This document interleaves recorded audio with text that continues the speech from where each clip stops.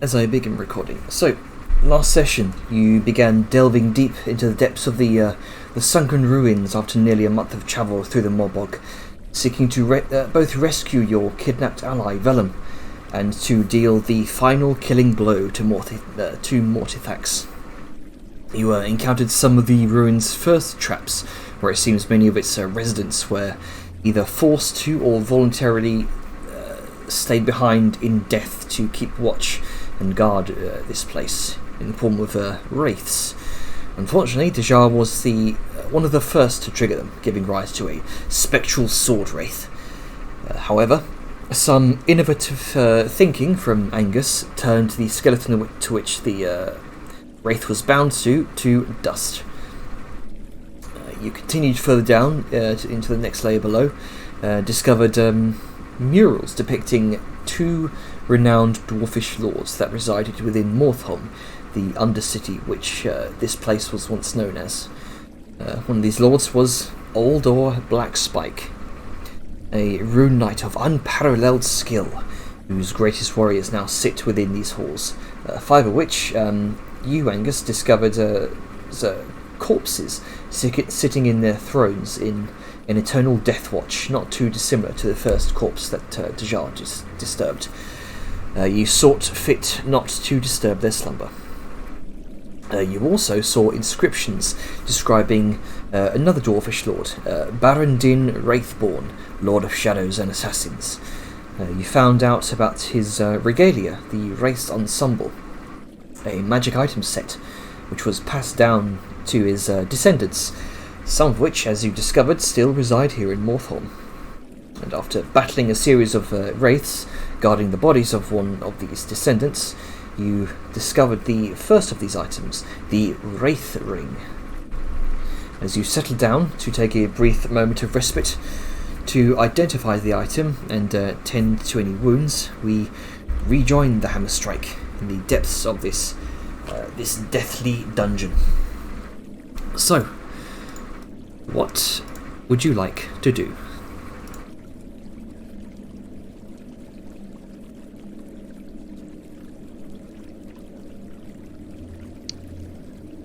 Finish loading the game. So we just finished a short rest. I think so, yes. Yes. Yep. I'm just going to kick the cat out briefly. Mm-hmm. It's a ancient dwarven wraith cat.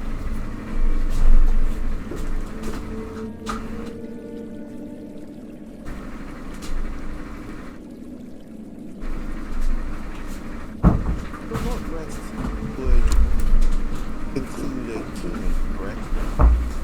Yes. That's Yeah. about now. Okay. Sure, you do attune over short rest, yes, if you're wanting to attune to the... Short rest is an hour, attunement is an hour. Okay, well, so Well, short rest is 40 minutes to an hour. In game, it's an hour. Sure. Like It is. the book says it's an hour. Okay, it's an hour. And Some it people are says weird and they say 40 over minutes, and a I'm like, that's such a weird No, number. that's not true.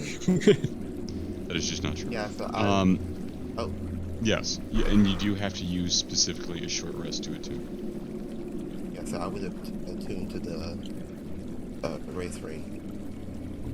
Alright then. Right.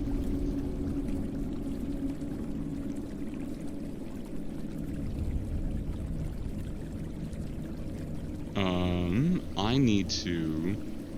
Oh, did you want to do your thing, Angus? Yeah, I just need to make those... the fucking items for, the material component for my spell. Ah, okay. Which is... right... Why is it... fucking... Sorry, things are being very interesting.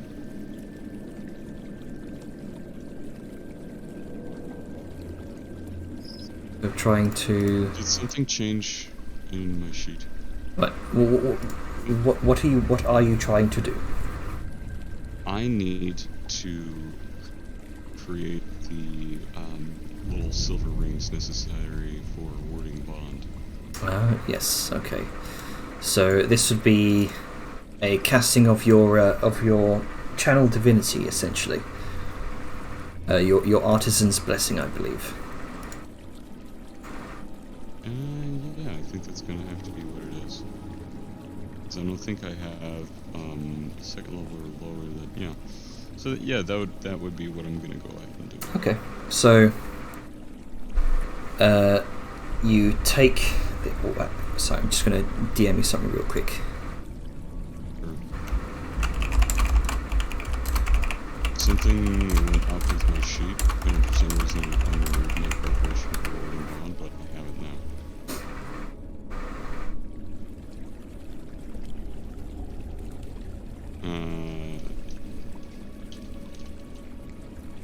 W slash. Okay, there we go.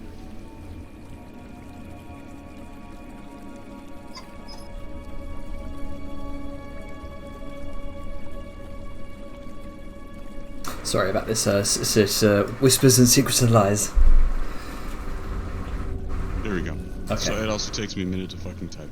Yes, so that's what I'm doing. Alright, so you kind of, as part of this channel divinity, you take a sort of nearby sharp piece of rock and begin to sort of etch symbols into the stone around you. These neatly ordered runes representing the 3 domains overseen by the Silvered Lord himself. While Dune, the greatest of all ancestor gods, has many domains, those being rune crafting, mining, royalty, kings, mountains, fatherhood. You choose to represent the 3 which you most respect: craftsmanship, law, and oaths. You begin to recite an incantation, the short prayer to the Lord of the Forge. With a few dashes of your flask, you sprinkle its contents over the runes, and one by one, they alight with a divine blue glow.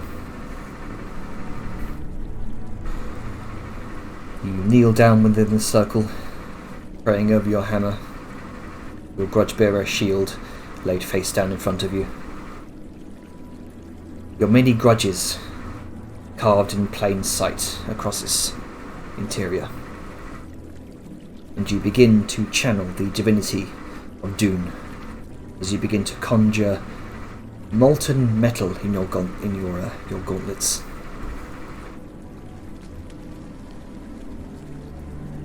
Lays out several stacks of little gold coins.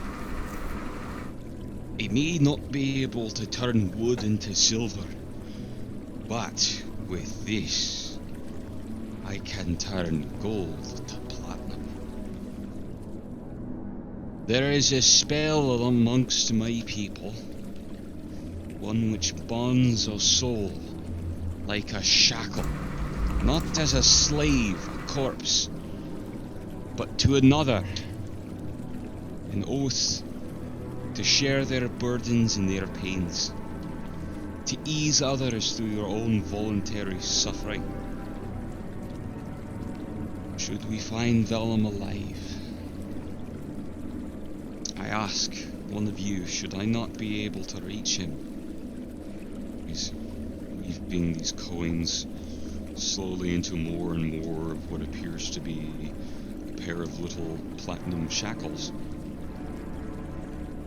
Take one of these and run it to him. He will no doubt be weak, frail, probably not more than a loincloth shackled to a wall. We must get him out. It does me no good, no peace of mind to see him here, slaved away. Will you help me make sure he comes home, either on his own 2 feet, or if not all possible, atop a shield, or in an urn? He just looks to the others. Sure. It looks like from the ring he just attuned to. I will aid. Very As well. much as I applauded the rousing speech, Angus, we are gonna get him out of here. All of us. And we are gonna leave together. I hope. But we must be real. There is the possibility he is dead. We've prepared a spell to prevent his corpse from animating for a time, if that's the case. But if it's in such a state we can't take it out, well, we should at least incinerate it, please. I hope it does not come to that. As he finishes weaving up his little Well, as you're ritual. as you're kind of doing your thing, Angus, you will see his eyes begin to sort of glimmer this pale blue shade. The runes across your armour begin to shine brightly. The head of your hammer begins to glow bright red, then orange, then yellow, as if exposed to a red-hot open flame. As you're praying, as you're praying to it, it's the air around it seems to distort from the heat, and you begin to sort of delicately forge those two platinum bands. Hammer clanging through the empty, long-abandoned halls. Either way, I swear I will take him out if he still breathes, and we shall all leave this place, or I shall gather or treat his remains if he is already fallen, and give his soul some solace. That, and let us destroy the one that forcibly took him here. Show them that the hammer strike is no force to be meddled with, eh? And as you're kind of saying this out loud, you begin to feel a stern, imposing presence. An older presence, a wizened presence. And you feel the presence working alongside you. You feel its eyes upon you. Then you feel a glower. The ring's cold presence upon your finger turns hot, like the dubious, severe gaze of an apprehensive father figure. You who would proudly don the armour of all that is the Silvered Lord, don the armour of all that the Silvered Lord represents, but would sully your finger with the signet of one who would challenge the Silvered Lord's authority for the soul of the Dwarven people. It listens expectantly.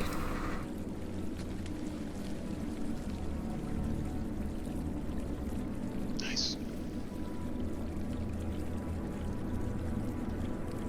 Was that in response to what I did, or do I have to say shit again?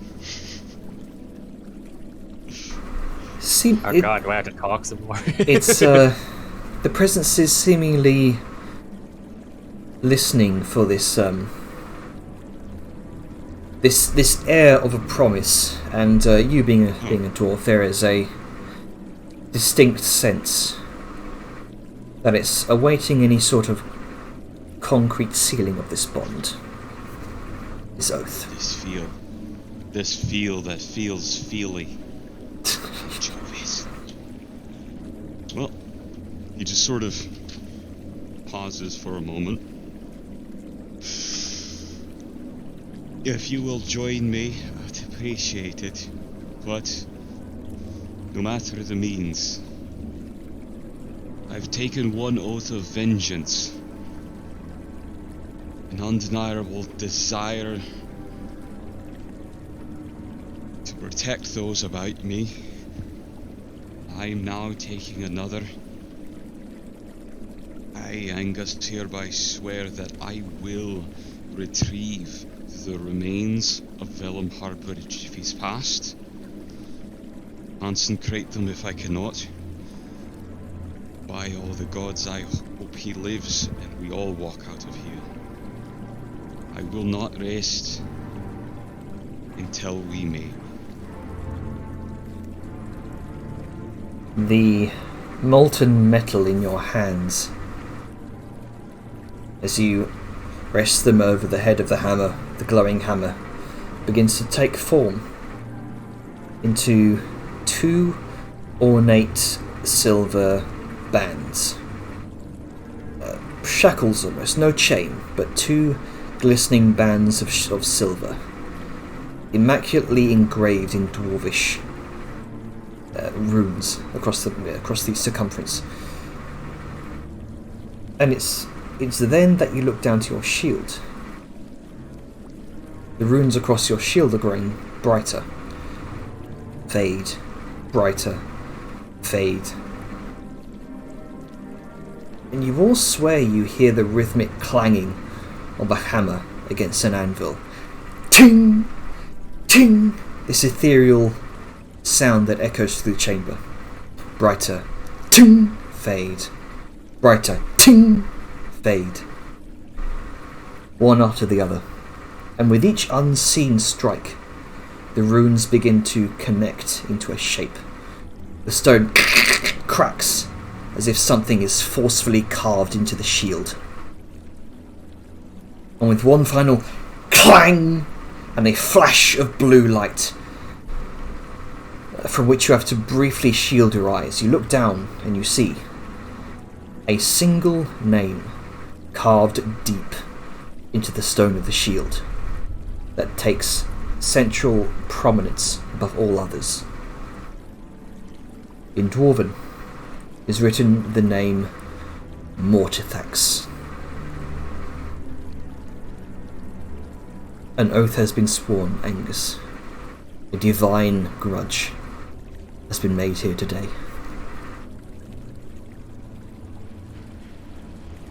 The presence slowly begins to recede.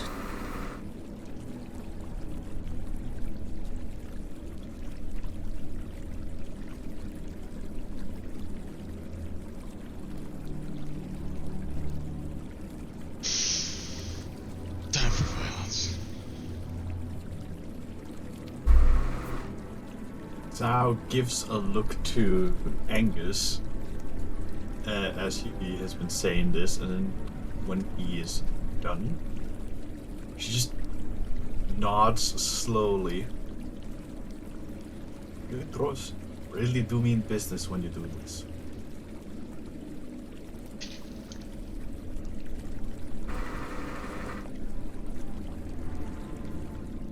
Aye. Dwarves are renowned when they take oaths, make promises. Except for the rare, seedy few, do we ever really break them?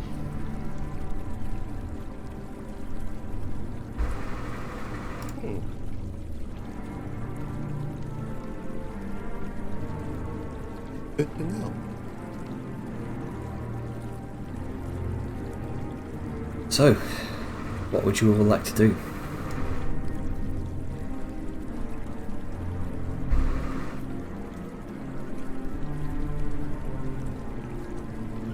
Unless anyone has any other prep or roleplay to do, I guess we just skedoodle on out into the next door. I see a door.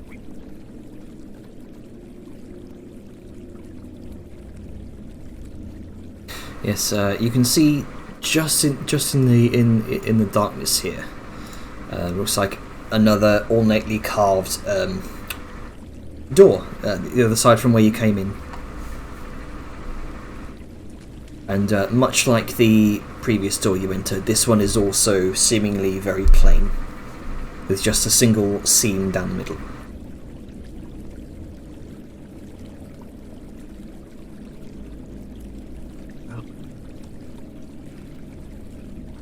as much as the resting is nice, there's a lot of things to explore here. Not just to find Vellum, but also just in general. Like, this place is massive.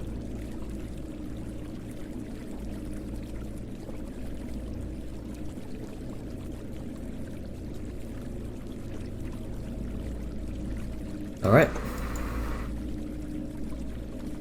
Oh, look, a door. Oh no, it's locked. Yeah, so you try to push against the stone door and it doesn't seem to give. Hey! Oh, it's a bit much for me. What does the door look like? Like the first door you entered here, it looks very plain, and there is a single seam down the middle. Yeah, sure looks. Oh, I might trying have to- something. Shake the signet rings off this corpse. It says ×3, but there's no sheriff left. Oh. Alright then, let me go. Let's go ahead and just drag them off to you. Yeah, I don't know Signet what's going ring. on there. There you go. How do I trade with the rest of the party? You can either do the you can either right click the item and send to player, or you can bottom left do a trade, or you can just stick it in the party inventory and they can grab it from there. Yeah, Fix party inventory, so it doesn't. you have multiple options. Okay. So, as we all gather up here, Angus is going to go ahead and start giving people rings. I will start with the old man. Hello. Oh. What is this? Above, inventory. So how do I get just one ring if I have the stack of multiple? I think. Hang on. Oh, there it goes. Yeah. Wait, hold on. I need to do it just so I know. There's a inventory quantity box that pops up. It gives you a prompt. Okay. Yep. So I'm trying to send you a single ring, Hurlbird. Okay. Here you go. Oh. And It's all Thank about you. give and take in this sort of society. You dwarves have fair trade and a nice piece of chalk. Ooh, it's a lovely ring. actually, this is quite nice, Chuck. Oh yes, I don't remember where I got it, but you need good chalk, otherwise it gets wiped away so easily. If you're in these little ruins and you need to mark your way, it's always good to have extra chalk.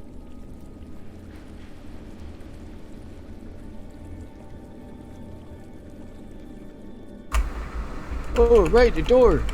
You young fellow, you want to give me a hand get this door open? Yeah, I'm trying to trade.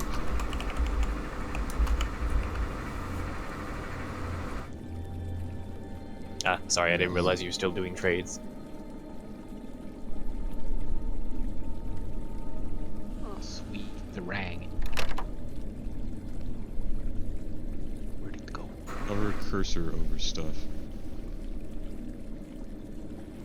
Yes, so, yeah, nothing happens when we Oh, help. for fuck's sake. Hang on. Wait. So it's that. Okay. Update tile.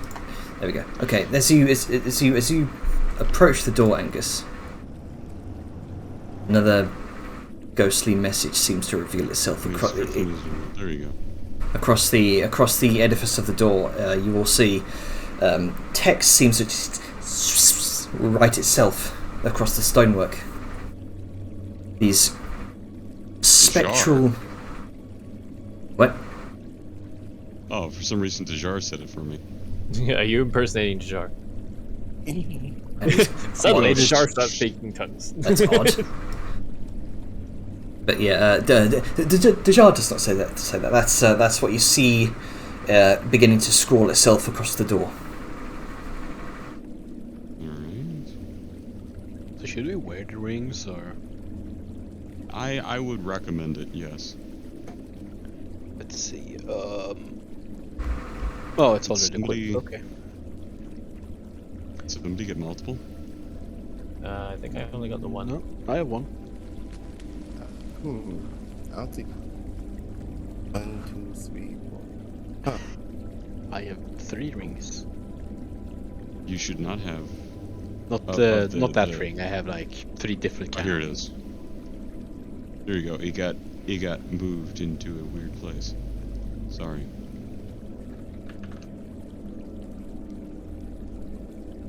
So before he gets close enough to do and mess with the door, he just gives out all the rings, and for the sake of time, says, "Oh, I've noticed things tend to interact. Interesting with signet rings and the ghosties and all that. These aren't magical. I don't think you'll have to attune to them, but it's worthwhile to have it on you because I think special things will interact within the magical hold of Mournhold." And he steps forward to give one to Horbert, and the door happens. Oh, look, I'm right. And you feel a chill across your own more ornate signet ring than the others. You have to kind of shake your hand as the cold almost burns your finger. The thought of me brings sickness. Hold on, I was too busy looking at the chart. The thought of me brings sickness, the sight of me despair. Falter while in battle, and you are sure to find me there. When your children mourn you, do not weep or rage. Know that you have passed me down to endure in them for an age. Yeah. That was in Dwarven? Yes, that was in Dwarven. Why couldn't I So you read it? can Wait, what? Try selecting yourself. Sometimes it's weird like that. I wonder if you're too. No, it can't be too far. Hey, there we go. I assume Angus said that out loud. He did. Oh, is it blood?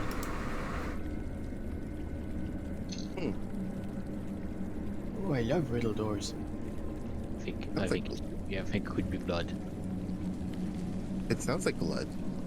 Or perhaps it could be something less physical. Heritage. Well, I don't think heritage brings sickness or despair. Not the side of it. Not that kind of heritage.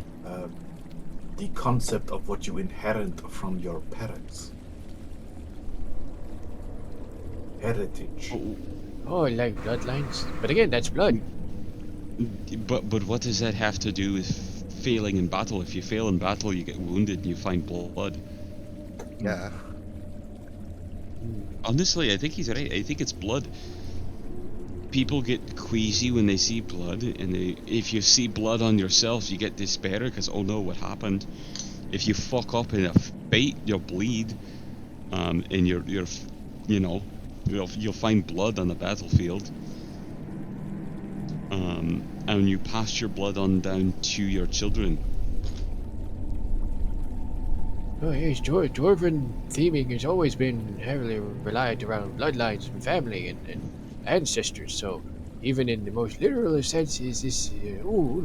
It's over. And he gets Might be distracted right. instantly.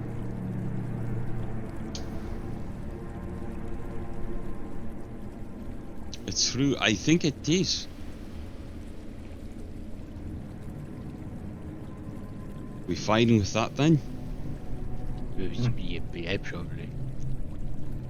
Oh, by the way, before we fucking go, don't forget your little glowy ball. Alright. He'll follow me. But Follow? in case that I did not know they followed. Yeah, Alright. it's very handy. Well, It follows. he turns to the door holds up the ring, and then Dwarven blood.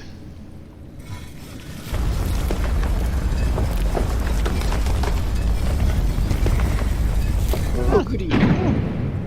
Doors open. Very good. Nicely said. It's a Like a big, wide area. big place. This.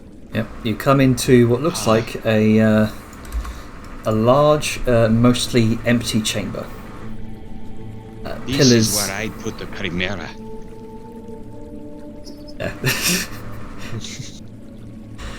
Pillars seem to crawl up to the ceiling for about 20 feet on the northmost side of the chamber.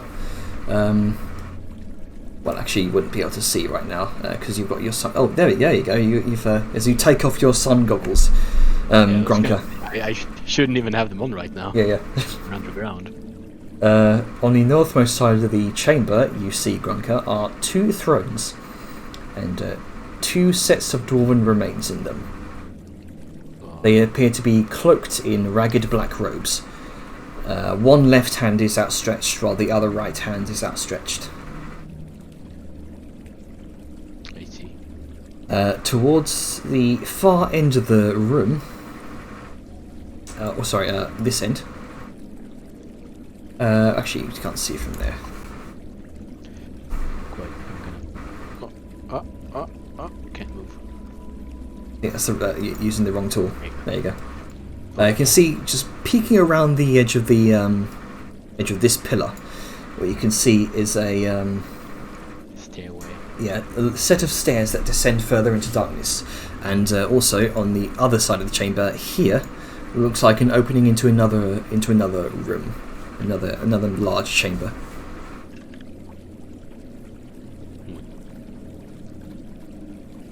You also see a couple of skeletons on the floor. Yes, you do see a number of skeletons on just strewn across the ground.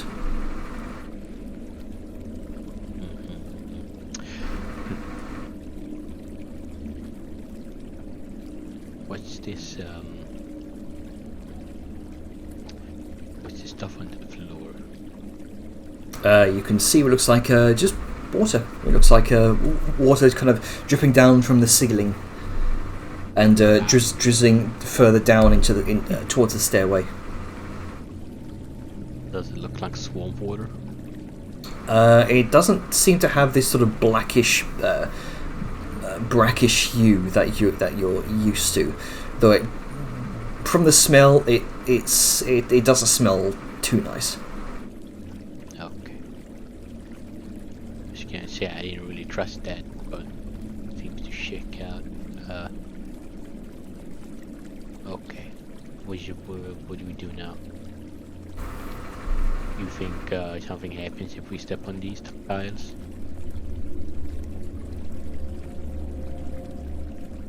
Hello? I mean, I don't know. Oh, usually something behind riddle doors and things like that are very valuable. So maybe they're. Oh, hello.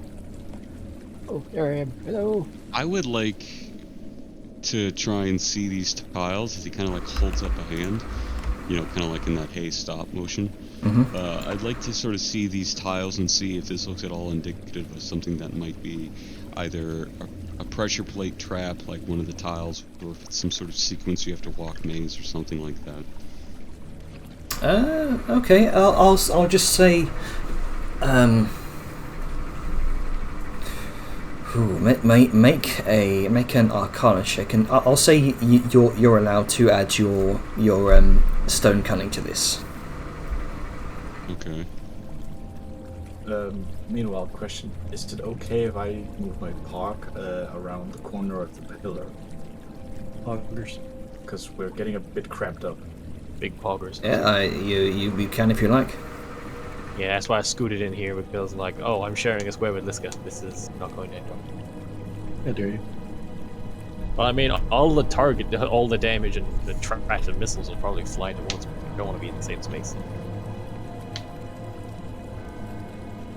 Arcana. Okay. Yeah, I'll say. Actually, I'm just gonna have to manually. yeah, I'll say you can. You can make a history check as you kind of look around the walls. You do notice murals. So a history check for the murals and Arcana check for the flooring here. Okay. I'm gonna guidance myself for that if you allow, since I'm Yep. actively doing it instead of. So this There's is my Arcana. that's your Arcana. Okay.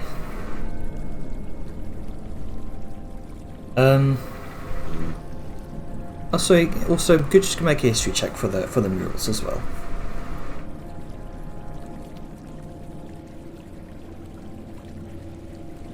Okay. 14. It's not too difficult to see because DC is significantly lower for you because you're a dwarf. I rolled a 3, dude. You're allowed to say. That's weird. And you still rolled 14. I mean, that's true. And it wasn't a natural one. And natural ones don't automatically fail in 5e. This is true. That is true. Not ones don't fail on a skill check either. That's exactly what we were talking about. I'm a little terrified to move, I'll be real. Don't move. I mean, yes, but also I'm behind a pillar, so I can't see anything in the room. I moved here to be safe, but then I can't see what's going on. The ultimate irony.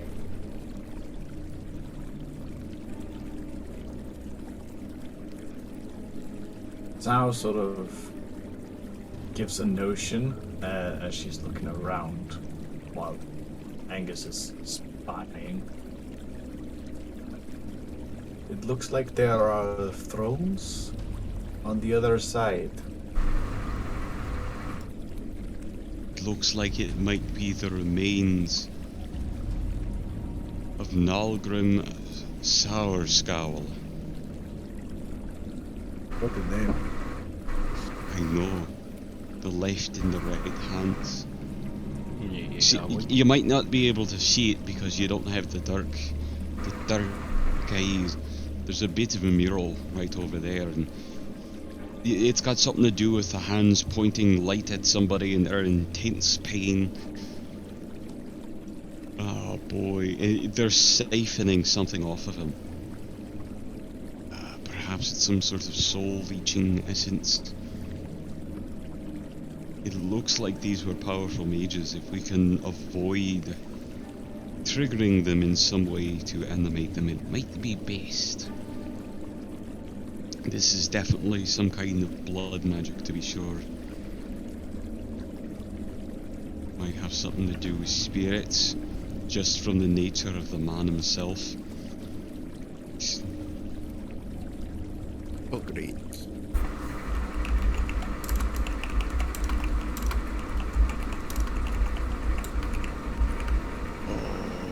No. Yeah, I'm actually opening up WordPad right now, so I'm a little bit fucking short on my, not because I'm a dwarf, but on my speech here. Also, I worry that this really is a stone pressure plate like trap room, but it's missing certain elements.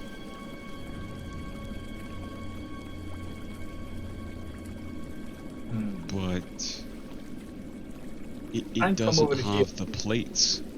It's like the floor itself might be it. And there's no sign of wear and tear of abandonment. Perhaps it's a magical nature of the trap. Rather than stepping on... who can detect magic?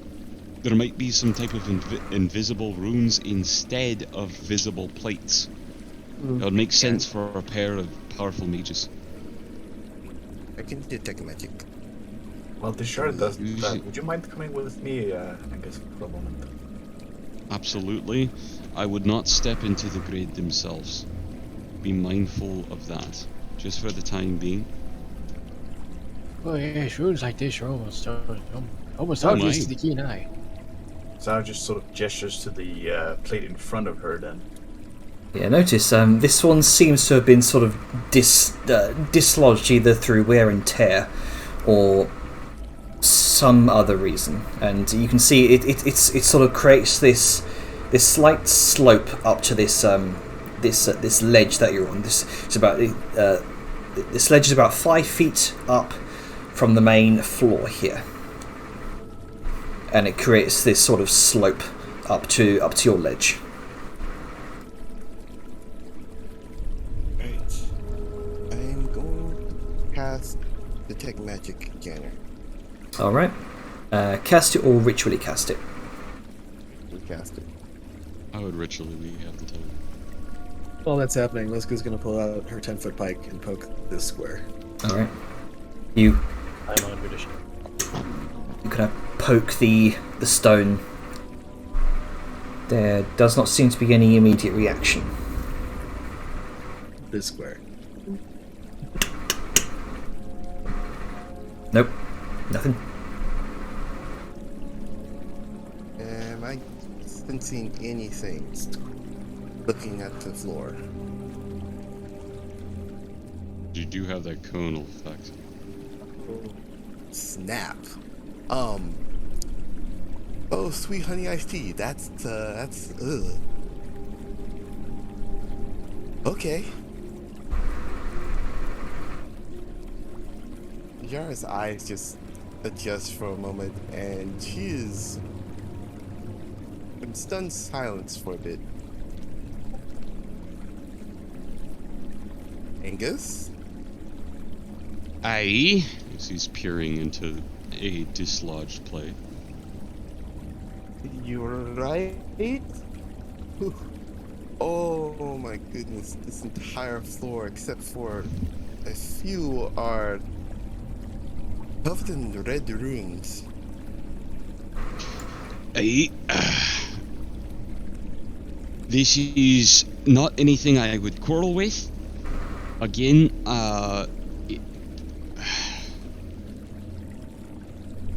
these are the left and right hands, not literally like, you know, the servants of Gnarlgrim. He was, well, he did what you do, but worse. Serious blood magic and like spiritual summoning in the foulest of ways. Again, mural pointing beams of light from the hands, intense pain. This could literally rip the blood and soul out of your body. So do not be careless. Somebody keep an eye on the old man. Granka, can you find Herbert and keep him safe, please? Hello? Oh, there you all are. I lost sight of you for a moment. I thought you stepped into a trap. Herbert, just stay close. Hello? Okay. Okay. Oh, hello. Hold on. The guard looks at the floor from left to right. You say there's a broken tile over there? Aye, over here to the east. Hold on. Guy's gonna look over here.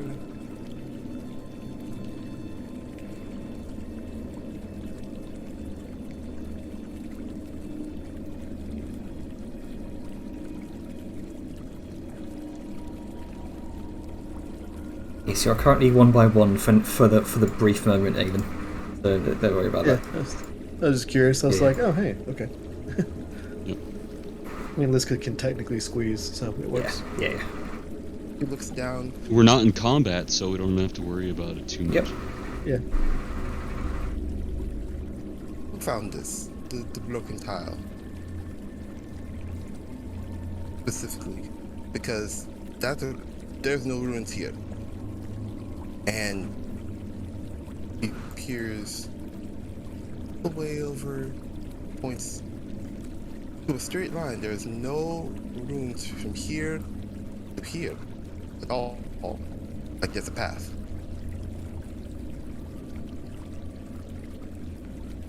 Where to where? Hey, So do you have Mage Hand? I do. Give me How far it reach? Uh,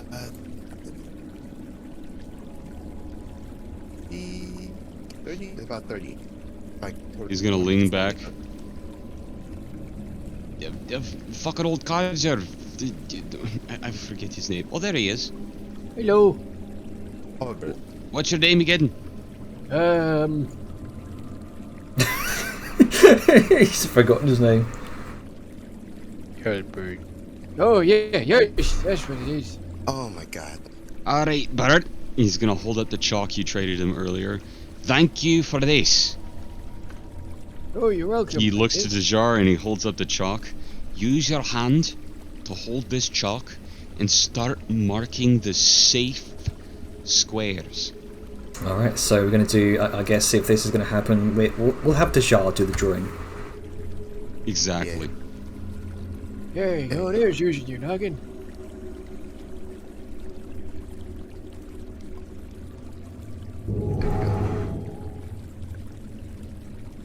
Alright.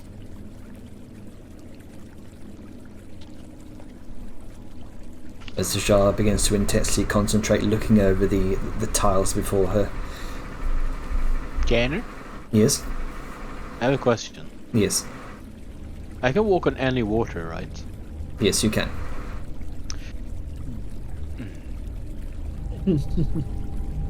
You're gonna walk on the puddles so you don't trigger the trap.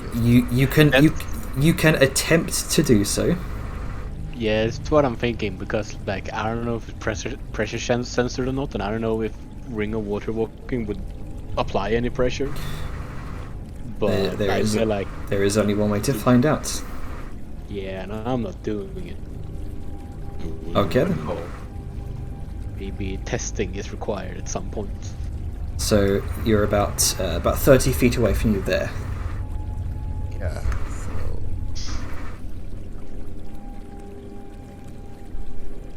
He will tentatively slither onto this broken.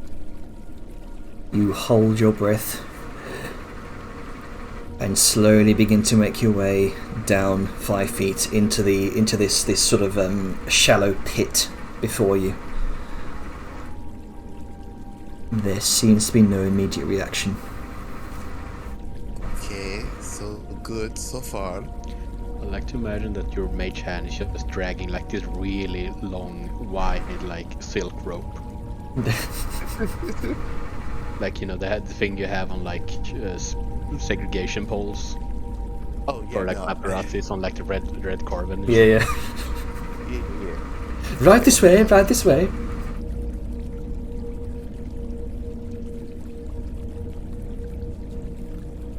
Going slowly, moving up to here. and Actually, then- if you had thaumaturgy, you could just do this, because you can just leave mark on the ground. I do not I have think that. it's that prestidigitation you're thinking of. Maybe. Yes, I think- that is yeah. prestidigitation. And the issue is you can have so many active effects going at once. Yeah. Yeah. This is chalk. We don't have to worry about some magical duration. What do you mean, caulk? Oh, we going? Okay. My God. You all begin to hold your breaths as you put your trust and your faith in Dajar, who's leading the expedition here. Liska doesn't hold her breath. She's just like, I don't know what's happening, some supposedly bad shit. Yeah. I'm just following the check. Hilda just looks back at Sarah, like, Oh, I see you did the smart thing too. See, when the traps go off, it'll affect the people at the front. And then we'll have early warning on them. Zhao is kind of reluctant, staying behind for a moment. You know, guys, I don't really like this idea. It's the spirit of adventure and delving into forgotten places. Uh, The excitement. Can you move my drift globe close to where I'm at? Yep. Please. Give me a brief second. There you go. As you all begin to conga line your way through this chamber. And the only thing Liska has to be careful of is that she actually steps on the plate that's under her. It's at that point, Sayun. Oh, Question. yes. Where is it? Because it moves until it's within 60 feet of you. Triggered doesn't- the trap. You don't. Yeah, which is the thing. It takes the most direct route, and Yeah, it but- may. These things may not be, as he said, a pressure plate, because there's no sign of wear on that. It's These are likely invisible runes. It's also like an unliving object. yeah. That's This what is I true, was about but to is say. it, if something passes, I don't know. Liska, So let me move the drift globe. Let me move the drift globe. yeah, Liska did poke the tiles with her spear and nothing happened, so... Yep. It's at that point as they're all beginning to pass this chamber, Sayun. You hear some sort of rustling of clacking and hollow objects. Oh, Many hollow objects kind of clacking together, and you hear something scurrying. Oh no, it's a rat with a pan flute. Nice. I am going to call out to the party that we are not alone. I just heard something. Space is pretty big. Great. We'll be fine. Anyway.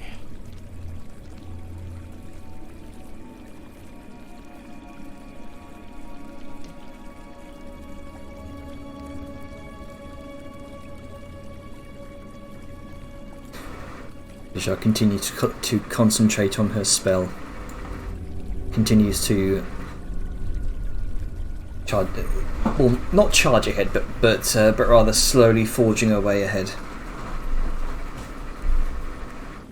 Liska's probably just gonna be like very particular about where hooves go in this case. I think it's just like one hoof on a platform at a time, just spread between two panels. Sorry, I'm typing, so I get caught up, but I'm still ahead. Just go back. There we go. So then, hello. Cool. Brunko, you see something very rapid scurrying across the roof of the next chamber and into the darkness. Remember, we saw one of those ghouly things.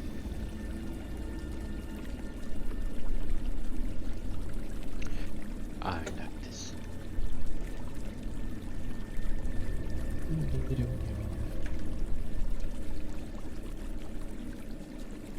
Oh. Okay. Why am I over there? My God, dude.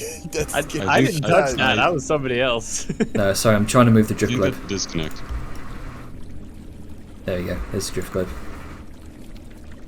Orbit is not a drift globe. Banner, Yes. the tile stone right here. hmm How is it angled against the wall? It's angled at an incline up towards this wall here.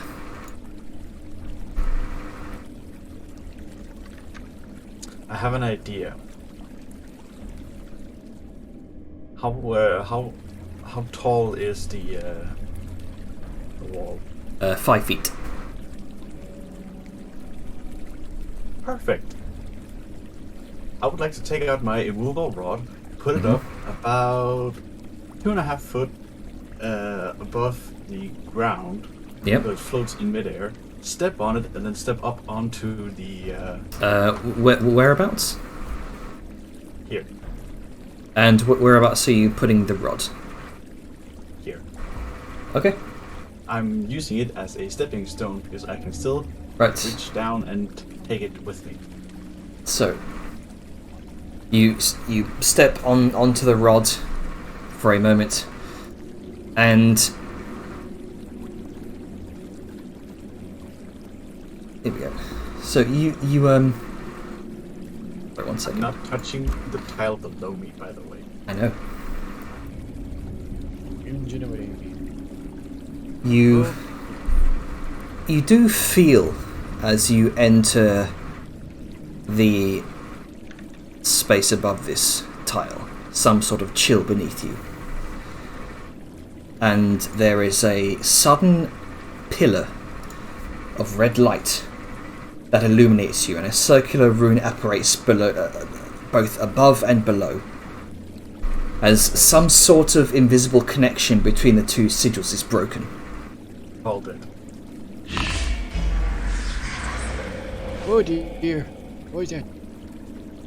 Is this audible? Yes, you feel this. Might be. Yeah, you feel your blood pool in your head and your feet as it's torn from the very pores in your skin, and you What was that? kind of collapse onto the rod. But you resist the worst of it, and you watch the pool sort of the blood sort of gather in the air shortly before it's siphoned through the air and absorbed by the hand of one of the hands of the two corpses. Yeah, I'm gonna continue moving to the top part. But I will answer Angus. I had an idea and I was testing a theory. I was correct. I just told you I saw an orb of blood shoot past me head. What did you do? There's not just runes on the floor, they're on the ceiling as well. It is a broken connection that triggers it. Anything that moves in between them. And it's at that I point. told you.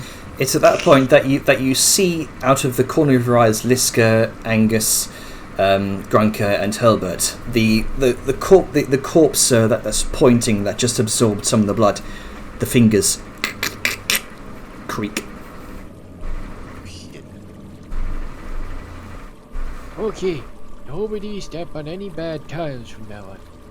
Are you remaining there, Sayun? I did specify I would crawl onto here, All right. and that's all I'm gonna do. I'm not gonna move any further. Okay then. As you're peering out into the darkness, Sayun, you again hear that sort of clacking of many hollow objects, and as you look around, you can see what those hollow objects are. These are bones. Many, many, many bones.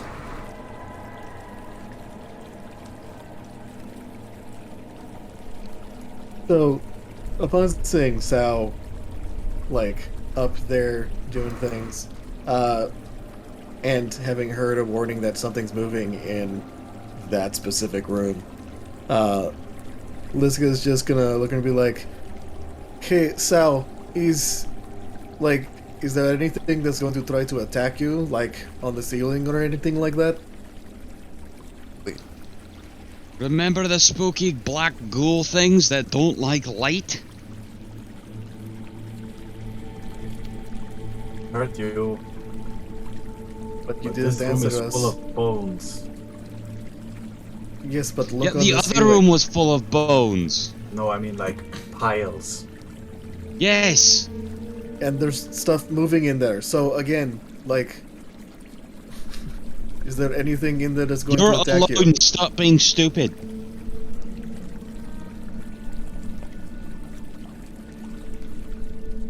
Let's see if they're right.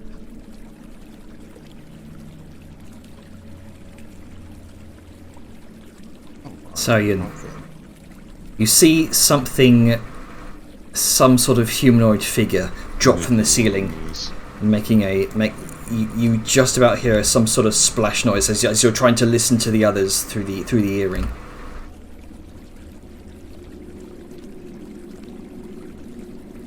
say Oh, that. Talking through I, the w- hearing. I Sorry. didn't say that. We shouted. We've been shouting. Or I've been shouting. Liska's not using the earring. There's right no now. more element of secret Oh, surprise. right. Okay. Yeah, remember, unless we specify, we're just talking. Oh dear.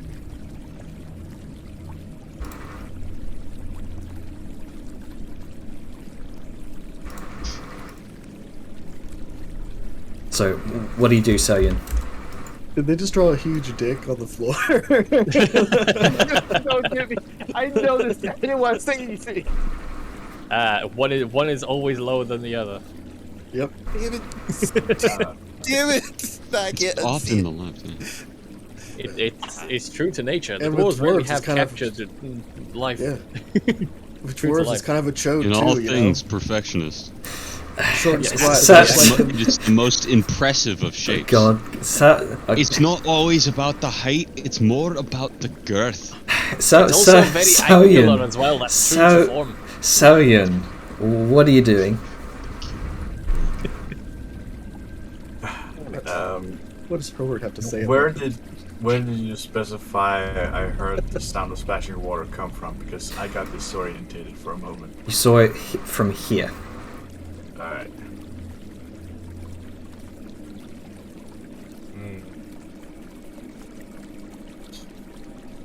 Can I see that, Jenner? Let's see.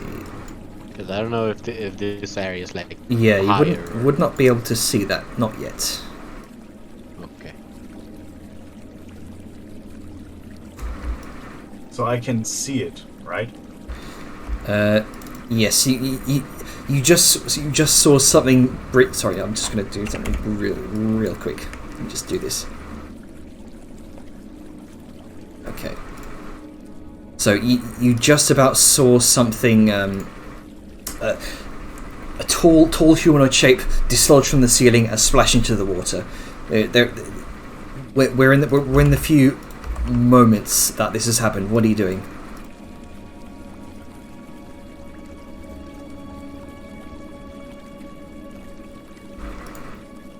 Oh? I'm thinking.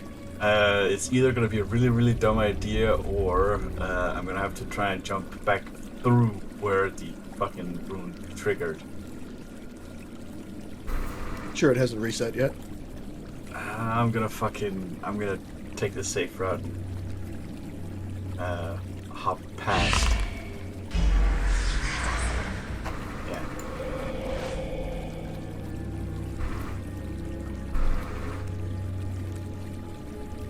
Right.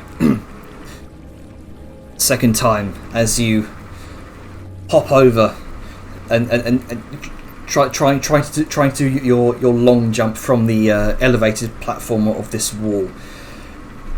You once again skim skim overhead of the tile, and that brief column of light once again engulfs you. However, this time it's a lot more. It's a lot more intense than before, and you weren't expecting it. Was that the same tile that Sal triggered earlier? It was apparently the same tile. Interesting. Stop! I don't know what those do. Well, it looked like it makes that guy move, and this guy points to where the throne was. Yeah, They and probably hurt as well. It might bring them fucking back if you trigger it too much time. You get enough blood, they'll rehydrate like a fucking noodle and BAM! you once again see the blood siphoned into the finger. Liska's gonna take this moment to turn to Hello. Argrim and like tap her shield. Like, can you cast light? Oh, yeah, thank you. Oh, come on everyone, we've fallen behind. I was so upset I didn't stop and think about the fact. Okay, so Soyun, because you failed that, your I acted maximum hit points are reduced by 11. Oh no. Yeah, kind of figured. Hey, people. Now you can see, welcome back from the brink of darkness. Alright, Thank you. Alright. that's why I'm trying to stick close. As Sal sort of catches up to the rest, she will mention that, oh yeah, I did actually see something in there, and yeah, you're totally right. It's the fucking creepy fucker thing. I know. What do you think is of value in that room? Something that isn't bright light.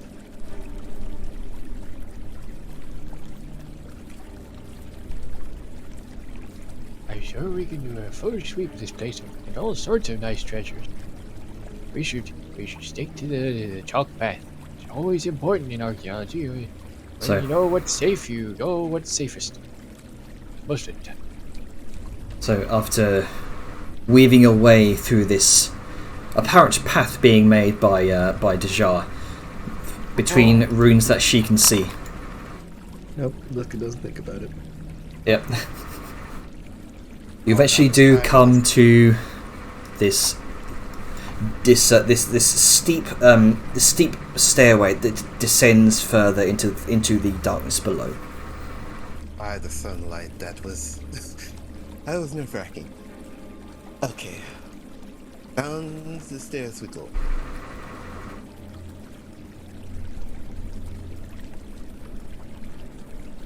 All right, you're all gonna enter the depths. It's safe, so Okay. it's Liska's gonna be the last one. Mhm. She's keeping an eye out for gangly humanoids. Yep. And as everyone descends into the darkness, you kind of look that beyond that last vestige of light as everyone else disappears below. You can just about see before the light leaves them the dwarven remains upon the throne have both turned to look towards you, Liska. And I have admirers. And you disappear below. That's not good.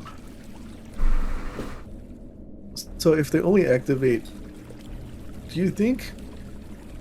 What if we had a grappling hook and tried to pull them off these roads?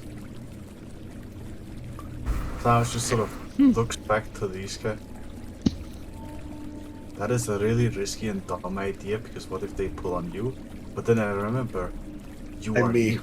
Yeah. And plus, thrones, that they're a metaphor in magic. From what I've seen, likes to use metaphors. It's like their seat of power. If we pull them off their seat of power, maybe they lose that power. it's interesting. Potentially. It does show that there's a searing light on the mural that goes to their palms. It might just be bound to them. The thrones might just be a symbolic resting place that's not involved with the spell. Since it's not going into the throne, it's going into their hands. And by the way, I told you, look at that. I was fucking right. The blood goes into him and they're fucking moving. But only slightly. Well, because we only fucked up twice. We. As in, fucking Sayun. See. I fucked up twice, I'm aware. I literally told you it would rid the blood and possibly the soul out of your body, and your thought was, oh, let's go investigate this noise. I can't tell if I should be impressed or upset. Listen, once we get out of here, you can beat me up later. Okay? Okay. But don't feel bad, Sal. I was going to try to make a running jump onto the thrones. So it's I'm good still that you here. did that first. Oh, Well, I you remember know being what? a reckless youth, I think. Oh, Yeah, you it was. remember things?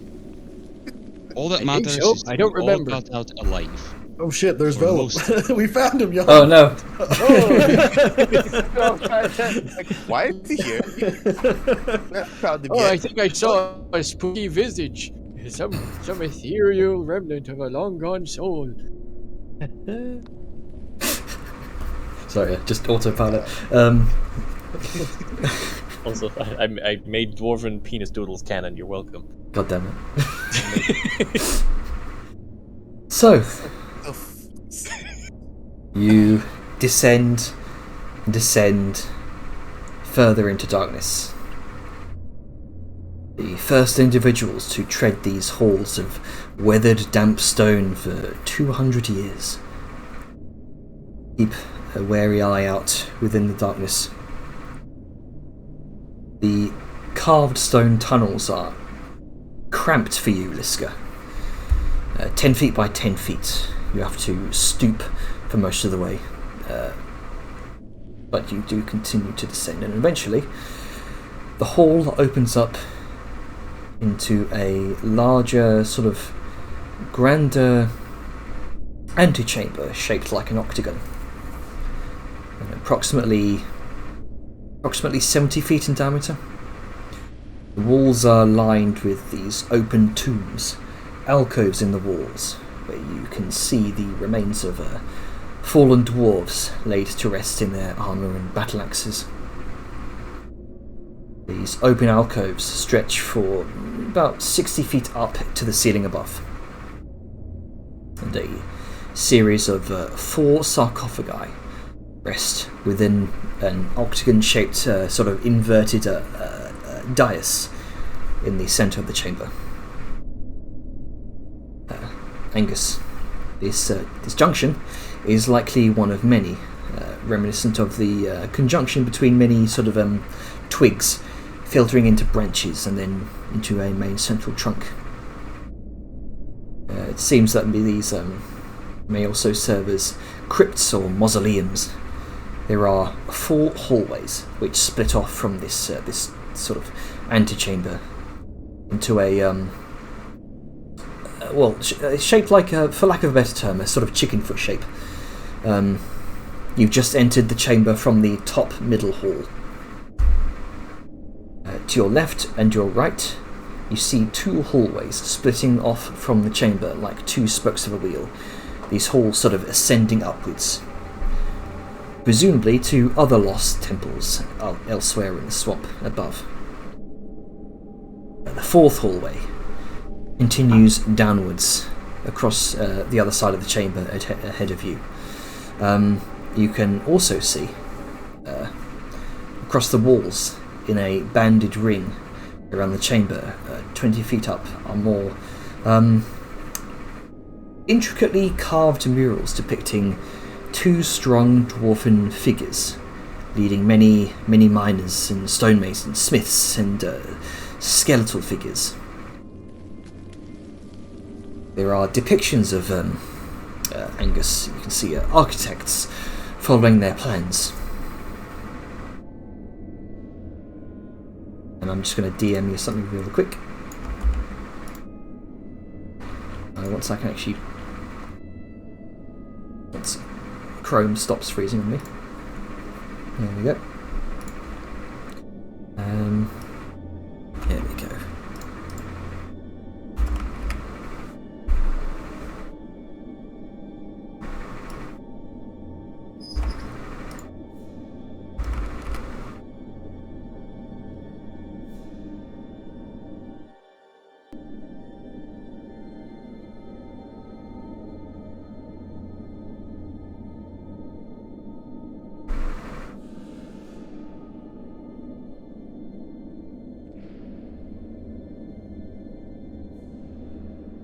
So, what's everyone doing? Sorry, I'm catching up on the text chat.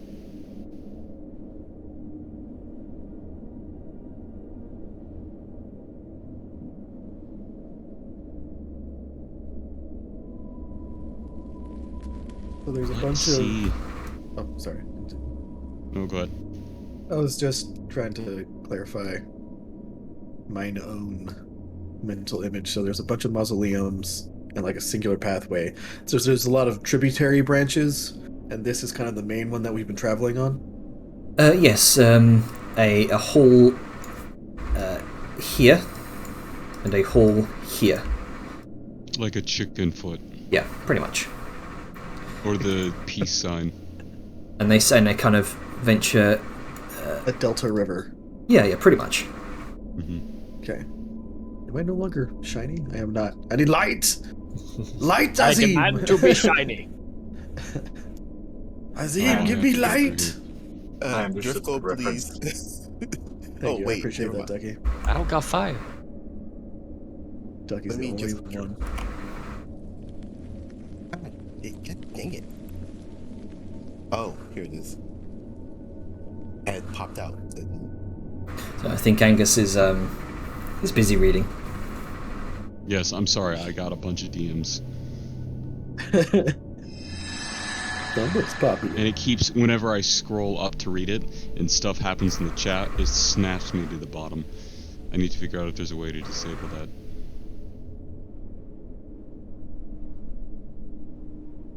I can also just DM it to you in Discord if you like. I'm back to not Good. being tiny. That would actually be even better, Okay. because that way there's a permanent log that won't get erased. And I don't have to ask you to repeat shit. There you go. For the line. Thank you. Thank you. That was just- Always on time. While everybody is sort of getting in, Sal sort of scrunches her nose a little. Ugh. This smells bad. What do you mean? Again?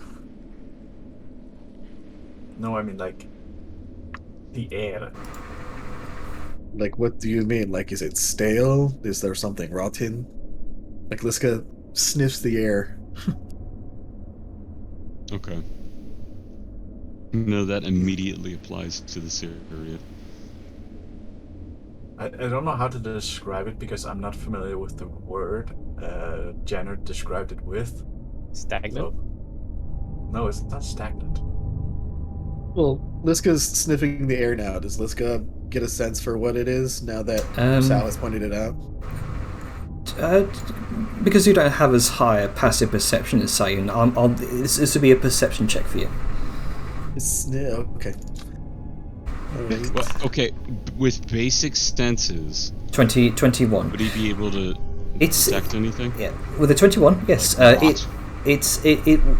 With a 21, it's easy for most people to miss, but now that Sayun's pointed this out to you, there is something off about this chamber. There's a very, very, very faint, acrid smell that hangs in the air. Oh, okay. Acrid, I guess, as a term, is like Ducky. Another term would be like kind of acidic, like something that smells very strongly of acid. It's like your Like- nose stuck on a level. Yeah, it's like, have you ever smelled an old battery, like that's kind of has that grime and grit on it, like it's kind of the acid is broken through? Yeah, I have once. It basically burnt my nose. Yeah, that's essentially what acrid kind of is, like something that's very like Acidic? And it's Yes. Acidic or extremely irritating. and it's very, very, very faint. Again, very easy for everyone else to miss. it's gonna like her nose is just gonna kind of crinkle up, and she's just like, oh, I think,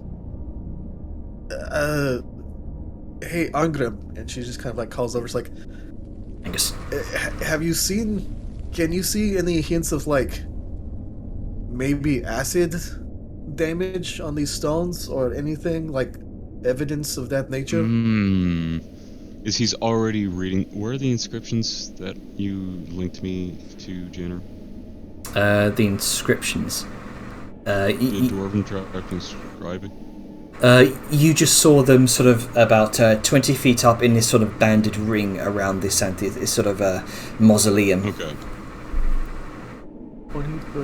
Is it like, I don't know, a watermark kind of banded ring? Not quite. It's more like the sort of this banded mural across the upper walls. Yeah, it's a series of texts describing two important individuals. Okay, I was just curious because it's like this is where the floodwaters reach. Yeah, It's just like that would be good, especially acid flood bath. Ooh. delightful. So it seems one of the folks here is known as Skyg Stonedeep. He's basically the architect of this place. he was famous for using fallen people as undead labor, and he may have, according to rumors, been architecting many of its traps and deterrents as well. So at least we know who to curse for, you know, their cruel machinations should any of us fall.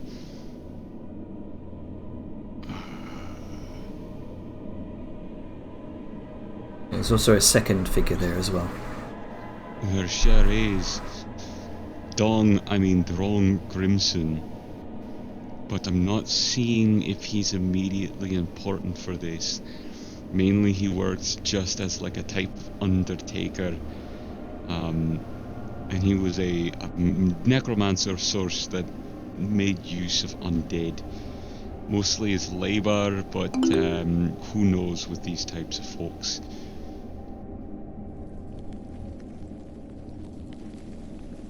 Yet, we strongly believe in overt names that tell you exactly the tonality of the person.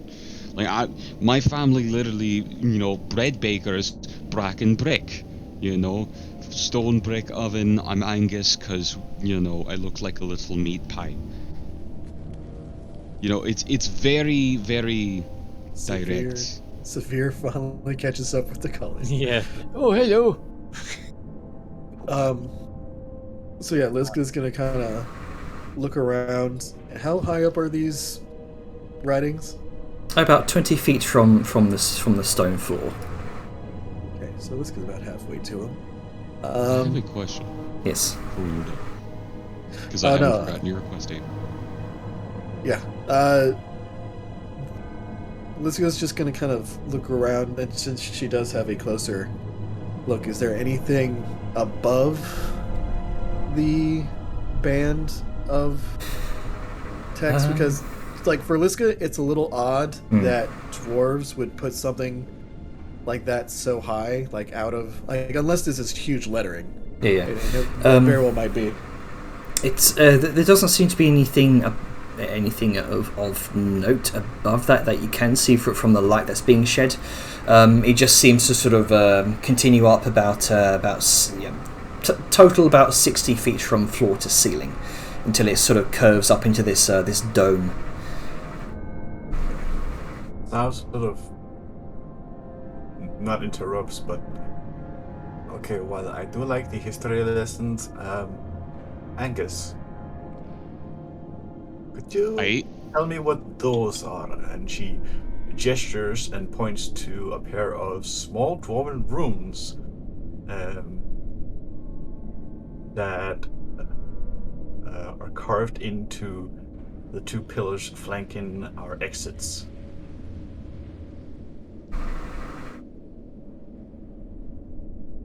I'm reading what I got from Tanner. Yeah, he watches Sayu and kind of points towards these two pillars.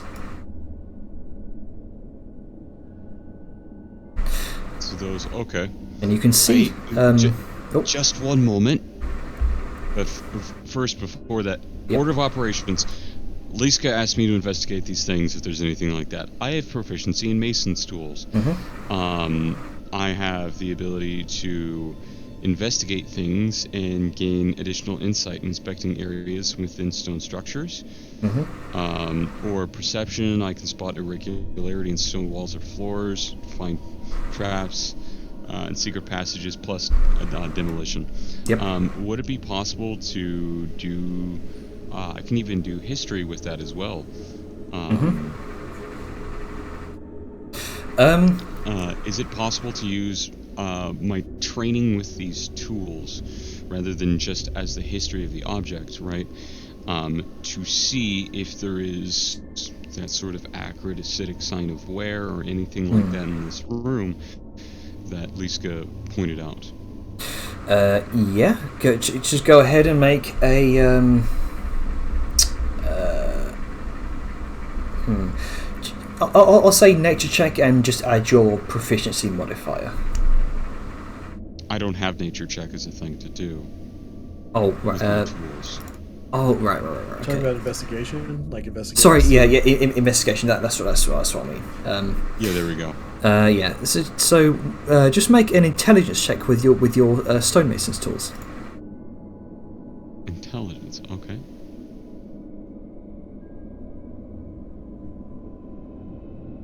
Let me inventory mason's tools. How do I change? Because it's based off of wisdom. How do I change? Yeah, you click roll. Yeah, you just click use mason's tools there. Just ignore that 10 there, and that should give you the option to use a different ability modifier. Well, I rolled a 7, and that would be the same if it was intelligence. Then it's just a 7. Oh, wait, no. Why do I not have proficiency? Yeah, why don't you? Hang on. You also get like expertise in regards to this sort of thing. Should. Yeah. So what we could do is, I'll edit your mason's tools. So I there you go. would add 8 to that. There you so go. it'd be 15. 15. As you kind of make your way around the edge of the room here, you're not noticing any acid burns or sort of wear and tear, sort of like indicative of acid eating away at the stone. Let's see. Do see like this sort of dry, slightly greenish residue, though, which does seem to be a source of the acrid smell. Player knows what this is. Think. Big think. Think. I know what it is too. It's not acid. There's no damage, but there's some sort of greeny nastiness here. Look at this. And it sort of flakes to your touch. It's very, very old. Some dried sort of odd. Well, it was clearly some sort of highly viscous fluid at the time, but now it's not. Son of a bitch, 10 by 10 hallways. Yep, I know what this is. Oh, fuck. Oh, trust me, I'm calling it. But Yeah. I won't Hold it right say now. Yeah. So yeah, Liska just like shrugs. She's just like, okay, well, I mean, if it's old, then obviously, then I guess it's not an issue anymore. Well, that's not necessarily true because the other room was old but still worked. Who knows with this? Well, yeah, but the other room had like active magic in it, right? Like this, like, is there anything active around here? Like, Dejad, are your eyes still glowing? Has it been over? 10 It's minutes? been over 10 minutes. I'm gonna have to do it again. Just give me a minute. And she's going to ritually cast Detect Magic again. Alright, go ahead and cast a Hey, spell. it's worth the wait. See what you can see. This makes me think about You would like these warlocks and are drow very, with very their chic. Detect Magic at will. Earlbart, Hello? I have a question for you, lad. Hey, You looking- deal with a lot of old structures, eh? I think so, yes. These old bones of What mine. do you What? think this is? As he points to the dried green nastiness. Do you Ooh. believe there could be any type of trap that might use a material like this, or even leave behind this type of residue? Oh, More yet, as some type of clue. You know, it well, hasn't seemed residues to do tend to damage gather, this right? type of stone either, so we can know how acrid it is if it's not enough to dissolve this stone. Let me have a think. Usually residues like this are common in very moist places, but... Oh, what kind you of got this, lad. What kind of check would it be to sort of glean from experience of ruins delving and whatnots? I I want to say history, but I yeah, don't wanna... this be either a history or a nature check. Well, let's do the thing I have +8. 28. I feel guided somehow. as Angus sort of well, first of all, with Deshar, you're not currently able to make anything in your immediate vicinity. But as Angus brings over these flakes to you, Hurlbert,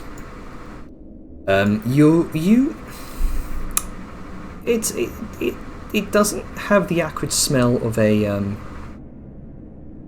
of acid, and kind of from your own experience, looking into your own past, it's rather familiar to you as some sort of aftermath of intense poison.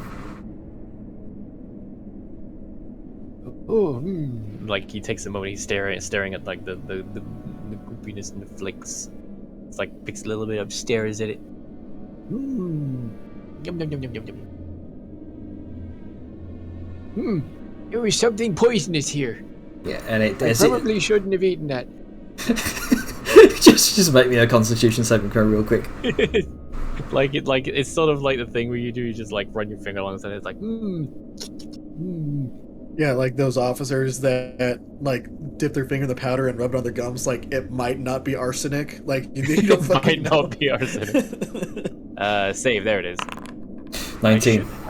Yeah, you managed to spit it out before it takes hold. It tastes foul. It's just a foul taste.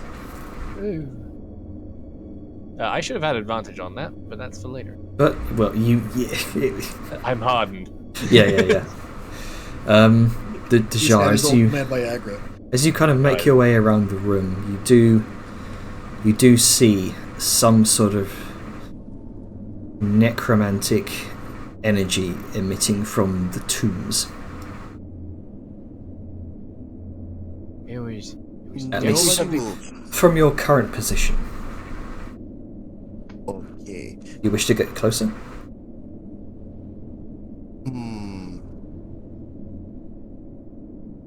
Both about this far. Yes, that far. See if I can see it from this. Oh, snap. I see. That's not good.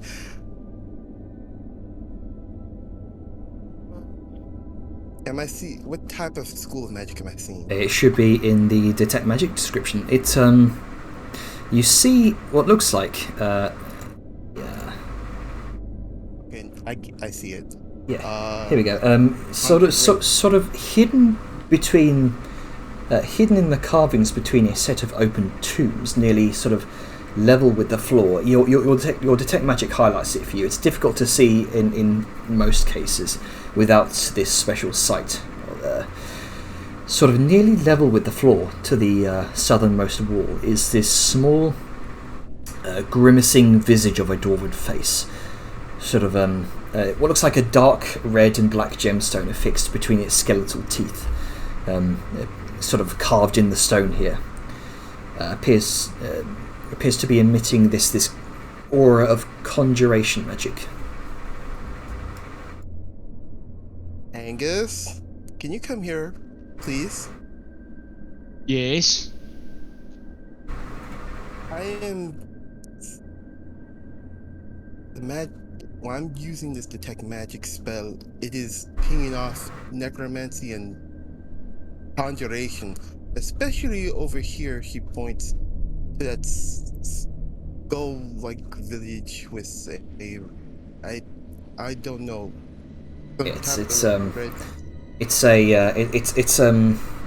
sort of small carving of a skeletal dwarven face with a black and red gemstone affixed into its teeth, and that is what appears to be, or rather not emitting, but sort of the source of some sort of conjuration magic. Is it? Hold on, that stone. Have I seen it before? It looks remarkably similar to a soulstone. Oh, that's gonna cast a terrible spell. Why? Oh, never mind. Annoying. Oh, great. Just keep from here I have here, a I'm assuming it's idea. just- What is it? What if I grab the stone again? Hold on. Let me just. Before you do, let me double check something here. Okay. Ah, yes, I was right. So the necromancy sigils, or I should say, essence that I see is from here, here, here, and here. I would assume it's also it All might the be matching. on the other side. On I the other side. Yeah. are these steps? What are these Uh, structures? You know, like those sort of open tombs within crypts in Skyrim, the ones that the Draugr rest in, Yeah. almost like yeah. like that for what you can see to be sort of these dwarven warriors that have been sort of laid to rest and they've been rotting there for quite some time. These corpses. Please stop. There's elf on the shelf. Now get ready for corpse on the cot. I am Ooh. regardless not wanting to become a any type of dead corpse or drug or whatever. That is What do you bet all spring up if you fuck with something? what's I'm assuming an educated guess that they'll summon the warriors if we Are disturb these anything. tombs? Fuck, why does my light source keep turning off? Who is your light source?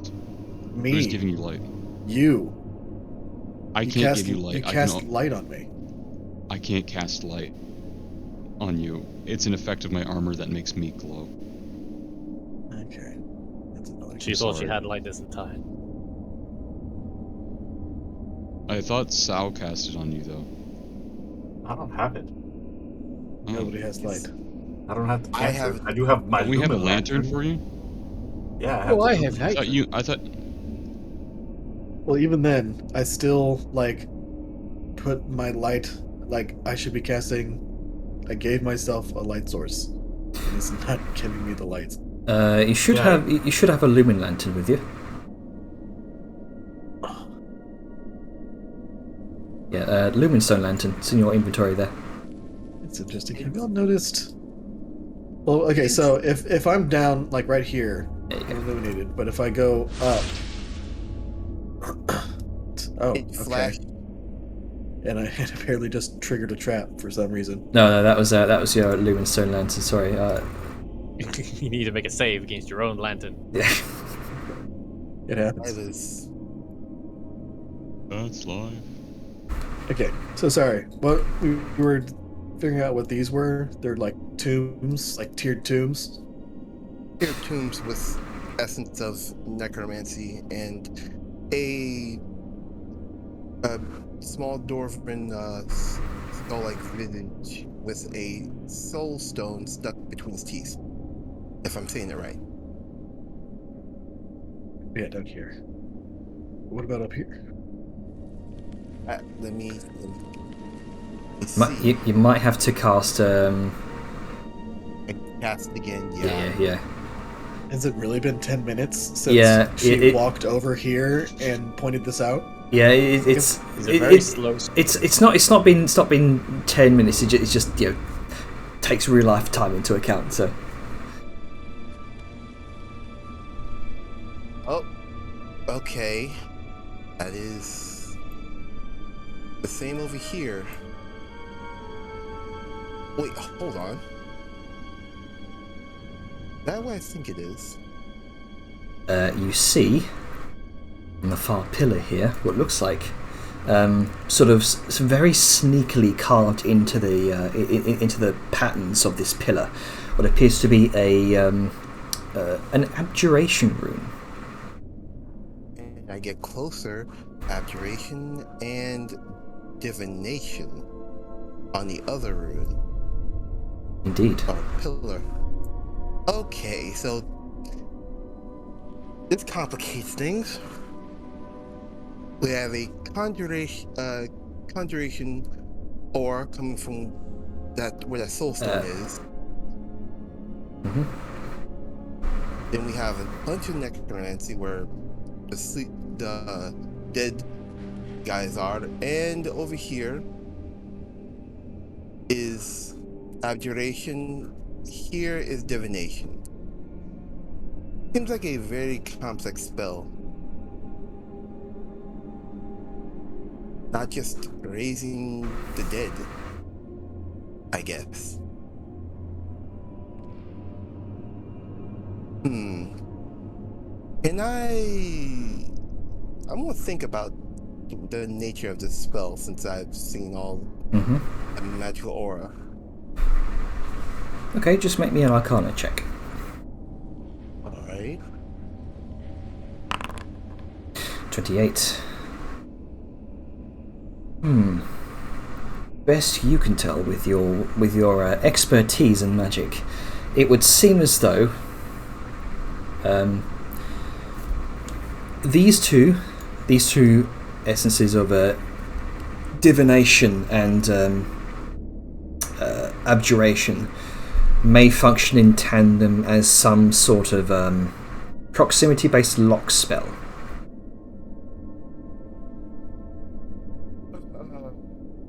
He looks at it for a moment, and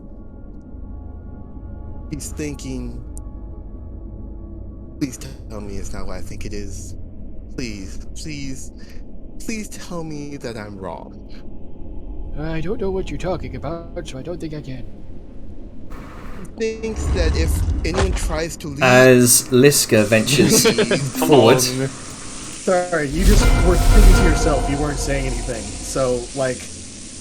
Yeah, a lot of stuff is happening. So no, that's fair. I'm gonna deal with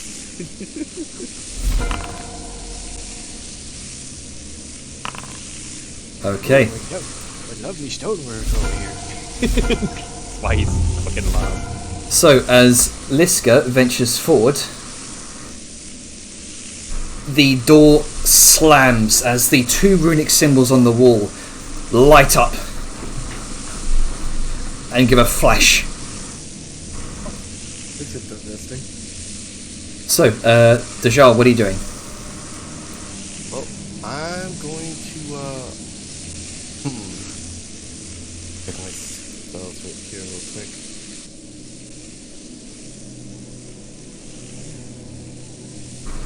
I have it.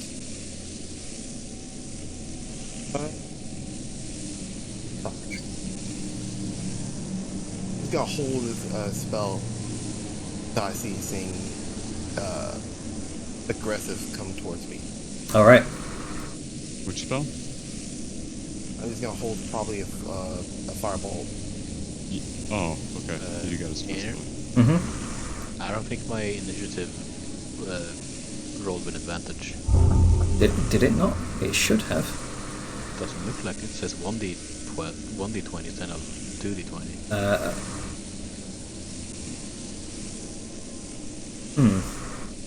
Okay, just go ahead and roll again. Right. I always forget how you do this. It's just a dexterity check. Right. Ability check. 18. Okay, so same value. Oh well. Tikalia just kind of says, "What happened? Who triggered the trap?" Hey, trap.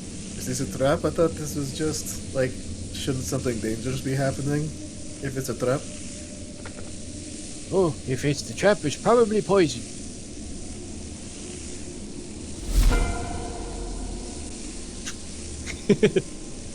I mean, that makes sense. You did say it was that nastiness earlier. So what? Where I saw little gas things coming out. Where did it come from? You just saw the doors around you slam shut, and the two and what looked like two runes upon each of these pillars flash. What looked like a divination and an abjuration rune. divination and abjuration. Oh, great, that is changing things physically while it's sensing us. Well, Angus is going to do... Well, I mentioned it before, but, you know, we kept going, so I'm just going to do what worked. He's going to take the signet ringed hand and present it to the skull that has the spell. Not the spell, but the soul stone. As it gets close, does anything happen?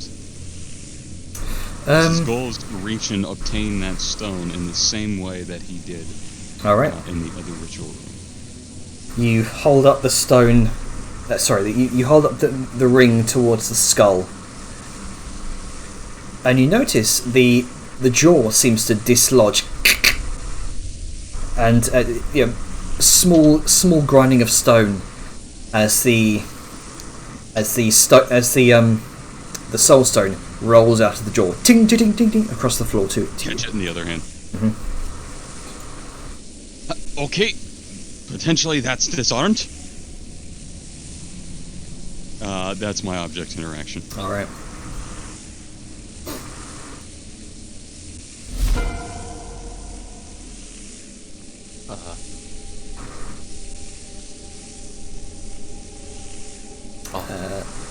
Okay, so... Oh, by the way, I'll just say this. I am going to begin holding my breath. So, Grunker, at the start of your turn, you all hear what sounds like stirring from one of the crypts.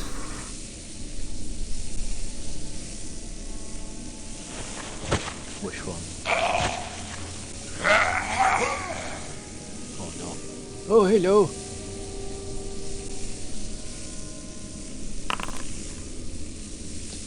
Oh no, slightly before. Oh no, it's a purse. Alright, what you doing? Well... Dang. Literally 5 feet off. Let's see. I should also say, at the start of everyone's turn,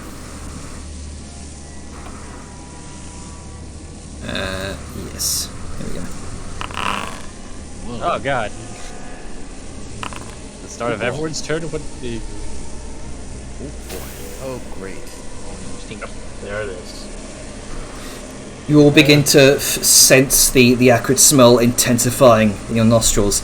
Deja, Xiaoyun, Hilbert, and Tikalia all begin sputtering and coughing.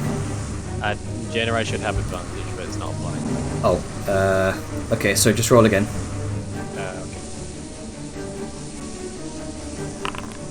Okay. Okay, so 16. 16. You 16, do not. 'cause Angus got 16. You do not take 14 points of poison damage, and you are not considered poisoned. Oh, things got very stinky in here all of a sudden.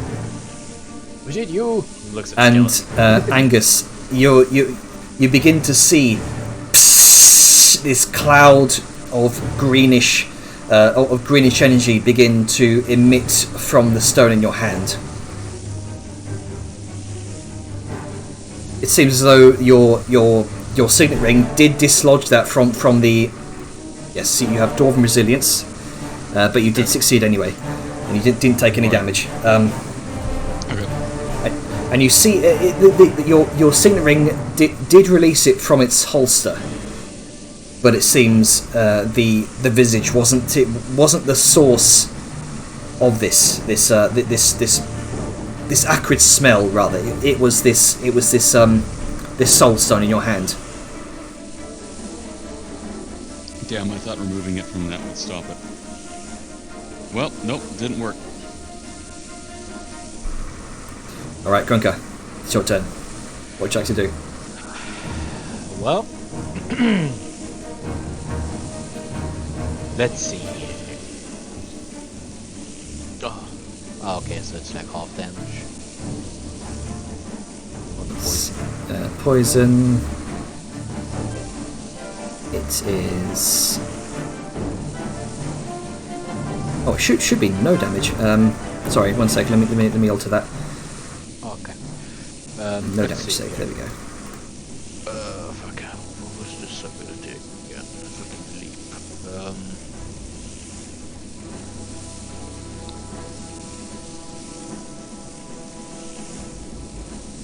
Okay. So I'm gonna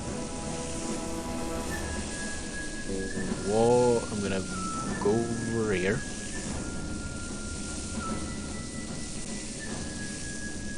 While doing that, oh, hang on. Come on. While doing that, I'm gonna rage my turn at 2. Yeah. Oh, Oops. Wait, time. Sorry. Misclick there. Break time.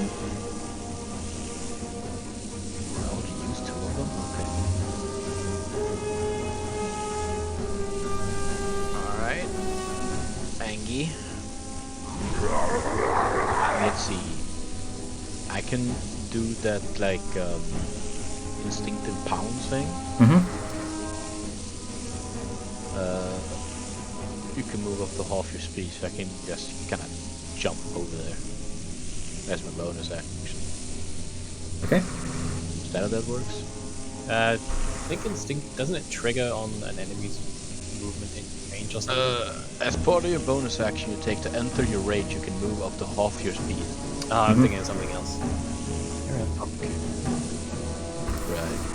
Well, I guess I'm here. Then I'm here to jump. Let's see. Been a week. 2 weeks, actually. And then tag. How's that sound?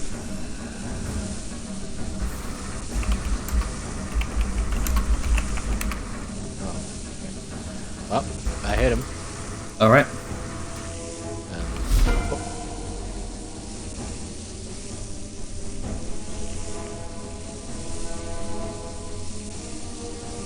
Okay, Saoyun, what you doing? Well, I'm gonna follow in Angus's good lead and start holding my breath. Alright then. Other note, it's called... Not sure if I want to use Firebolt. Fire in a room full of gas. Yeah. No guarantees it won't explode, but who knows? Yes. Speaking of, by the way, Dejar, your held action has to trigger. Because the thing popped up. Oh yeah. Yeah, I did. Alright.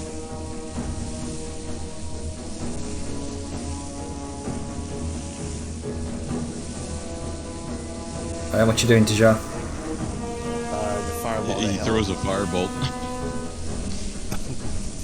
Unfortunate, but yep, here you go. Alright, so go ahead and throw your fireball. I'm gonna figure out if it blows up. Time to see if we explode. Disadvantage.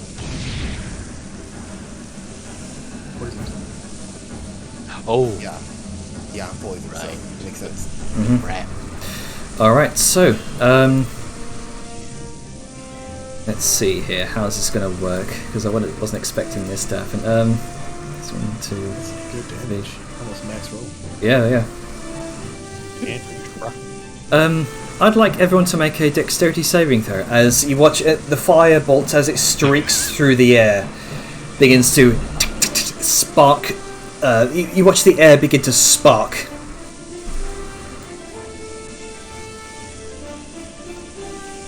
There you go. Oh shit. Oh dear. Checking if I've got anything that can help me. Let's do it. Hydro Man, fire. sure I'm glad I'm resistant to fire damage. But nothing that'll help me with the save, so here we go. I'm going to use. Do I have? Yes, I do have it. Awesome. I'll use Dirt Fate just because. Save Alright. throw. Nice. Oh, look at that body fellow over there. Hey! Well, literally one better. Oh well. It is what it is. Okay. So, Goes That's a heavy burden. 13. Angus, you fail. Liska, you failed. Saoyun, you failed. Hurlbert, you failed. Did I fail? Yes, let's see. You all take... Let's see.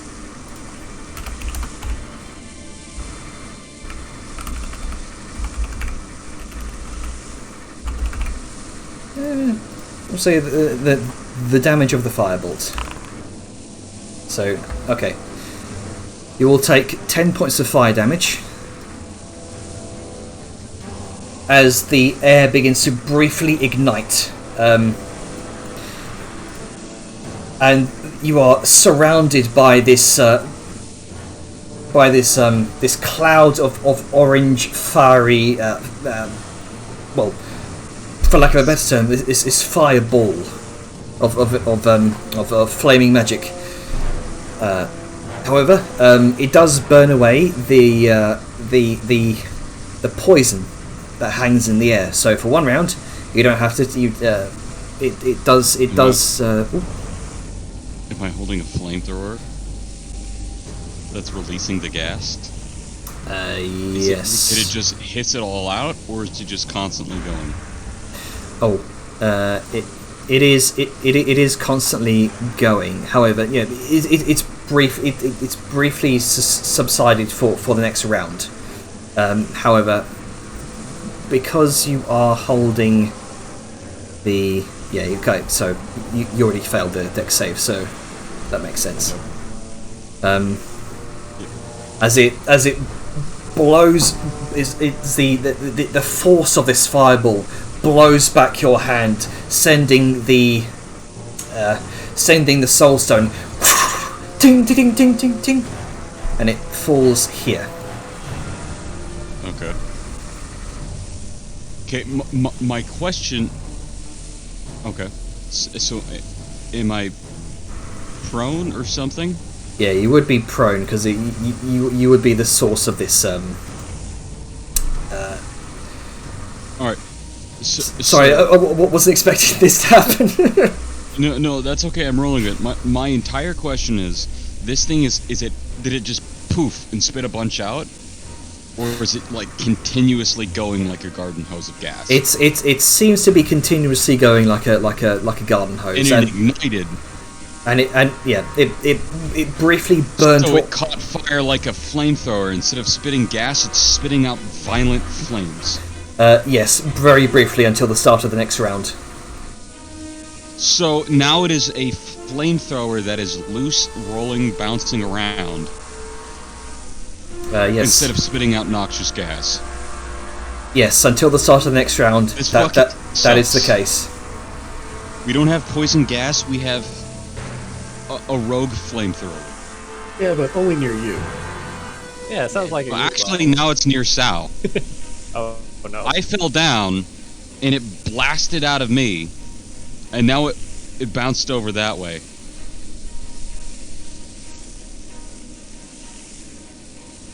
So this is a bad situation. All right, so Sagan, what you doing?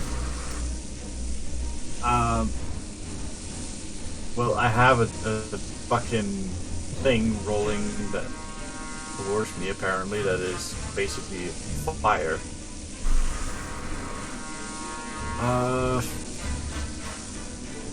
Where is it on the floor? It is currently here, this tile. Alright. I don't have the mage hand, but I do have something else. I am going to have my Jade Dragon take it. Okay. And me myself, I am going to.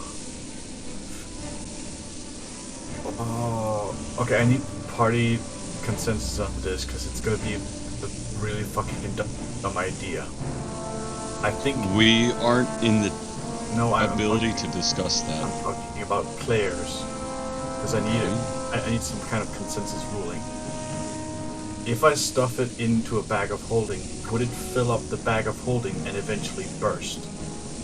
I was thinking about that, yes. The bag of holding has an interior volume of how much stuff it can actually carry, and it would... The problem is that it doesn't just have weight, it has an interior volume, and this thing is building pressure. I already thought about that, I would not recommend it, you're probably going to break your back. Yeah, that was what I was worried about. Just eat it.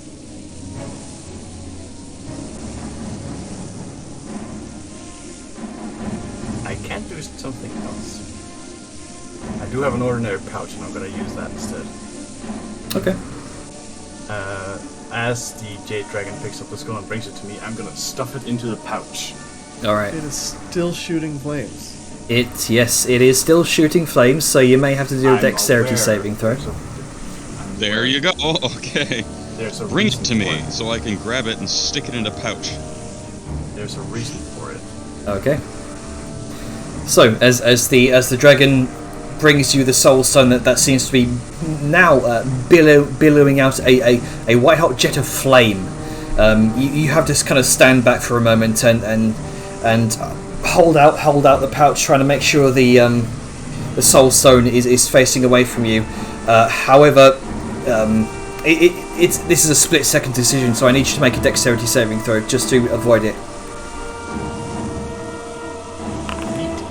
Okay, 20. You take no fire damage as the soul stone is stuffed into the satchel, and the satchel is rapidly beginning to burn. Yeah, but you gotta remember one thing. I'm trying to smother the fucking flame first. It doesn't Right. catch on fire at once. Right. Okay. It might, because it's an active flamethrower. But no, there's no oxygen, no flame. Like, as soon as the flame burns up all the oxygen within the bag, there's no source. Like, there's no source for the flame to continue. Okay. Bingo. All right. We'll see how that goes. It's a neat idea. I like creative thinking. So that'll be probably your turn, though. Okay, so it's no longer billowing flames, or at least like out in the open. You can definitely feel the heat, though. Liska, what you doing? I'm holding my breath, so... Yep. So, we heard movement from there. Is there any other movement that Liska hears from around them? You do hear some sort of jostling of movement all across the seemingly every single open tomb here across the sides of the walls.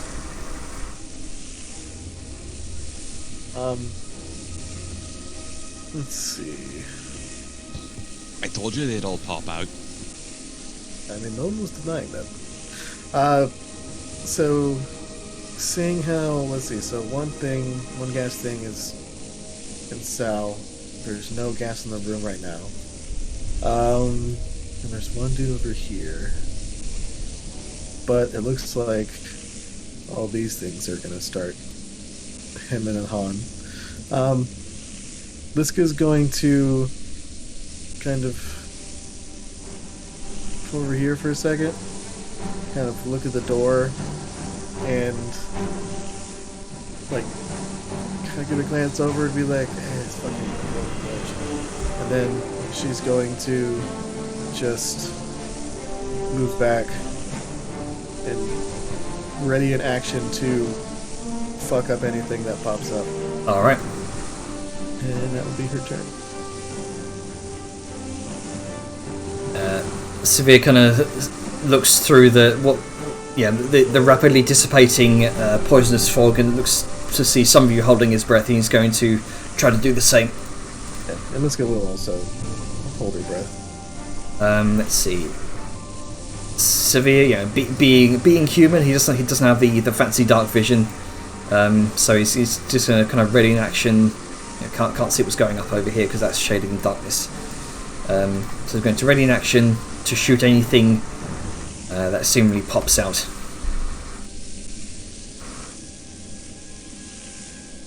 Alright. This skeletal dwarf with its the last remnants of its plate armor, kind of ragged chainmail, is going to try to make a swipe towards you, Grunker. Or at least, sorry, 2 swipes. Okay. The first one misses. Second one misses. Stop there. Albert. Oi. Finally pats out the embers on his robe from the explosion. Oh dear. And here we go with magic missile. Magic missile. And another magic missile. And another one. Oh thank god, those aren't combustible. Nope, they are force, not fire. Quick, change on the fire. And I'm not gonna go through the animation of my bonus missiles, but assume that they all just pepper the corpse because there's nothing else that he can see, and that just spooked him. Yep. Oh, hey, you okay, little fella? Well, to be fair, he looked the same alive as them, so... If there is no skull left, it is all fragment. Yep. It's just blown across the back of the stone walls. Hey, okay, what's going on? Oh no, we're locked in. And he will wander over here. Door's open. Oh no! Oh well! Shut the No! door. Oh no! Oh no, you triggered it again. That was supposed. Ah, you fucked up the initiative order. Everybody run through the Got to disable the trigger, didn't you? God fucking damn it! I forgot to. That should not be active anymore. I'm sorry, I just wanted to walk closer to the door. Fuck. Well, The old order's still up. Yep. okay. I had Jar had a initiative 26. The jar the 26.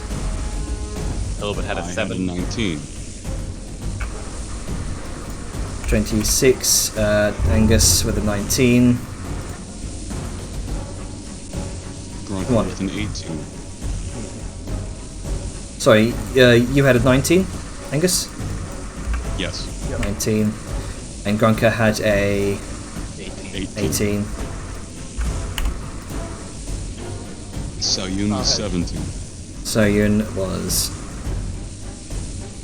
17. Let's go 16. Liska was 16.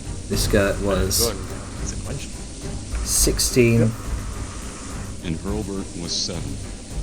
Sure And was. Hurlbert was 7. Now disable that rolls for thing before Takali. anybody else. Yep, I've just disabled that. Yeah, and the NPCs don't have rolls, so what? Do they just go at the end or what? Well, the latest trigger rolled for him, so. Yeah, we'll do it. Fuck it. We'll leave the NPC initiative as they are. So back up That's to fine. top is the Jar. What you doing? Let's see. Looking at the door, you can still see the magic runes.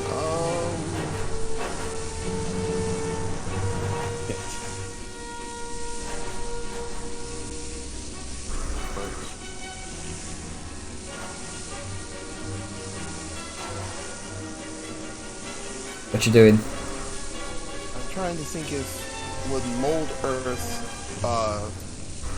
do anything to the pillar. No, you need shapes. Yeah, well, this is worked stone, so I don't think either mold earth nor shaped stone would work on that. I know mold earth definitely doesn't work on No. books, so it has to be natural. So I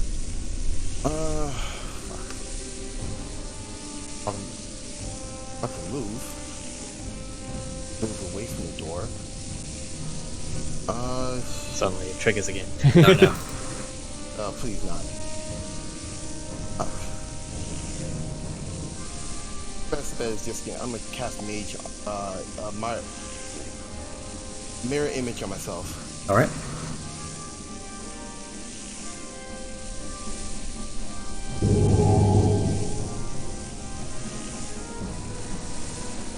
gonna be the end of my turn here. Okay. Can't think of anything. So, let's see. Takalia. She does have. She doesn't have the Dark Vision. She's Dragonborn. Let's see.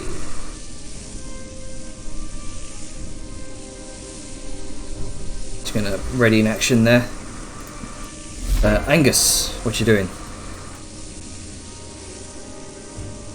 My best. Well, I guess I gotta stand up.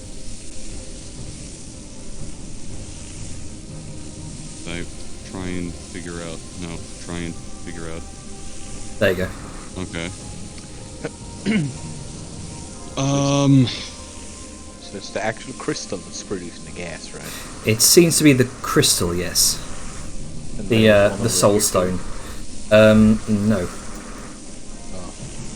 The only one that seemed to have been present was the one that Sayun stuffed in her satchel. And at the beginning of your turn, Angus. Yeah. Does everybody do the rolls again? Or are we just doing it at the individual's turns, and we need to have some people?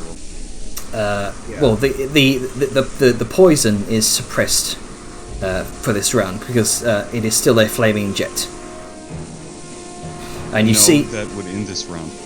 What? You said it would to the end of that previous round. So for this round, since we're in a new turn order. Sorry, what I meant to say it was it would effectively skip a round. Okay, so it's gonna pick up at the start of round 3. Yes, so it misses out a round because it is now a flaming jet. So what happens at the start of my round? My turn? At the start of your turn, you notice behind you another dwarven figure begins to stir within its open tomb, and it drops down onto the ground. Sorry, I just keep seeing a Deja fly by from the dark. Yeah, the darkness.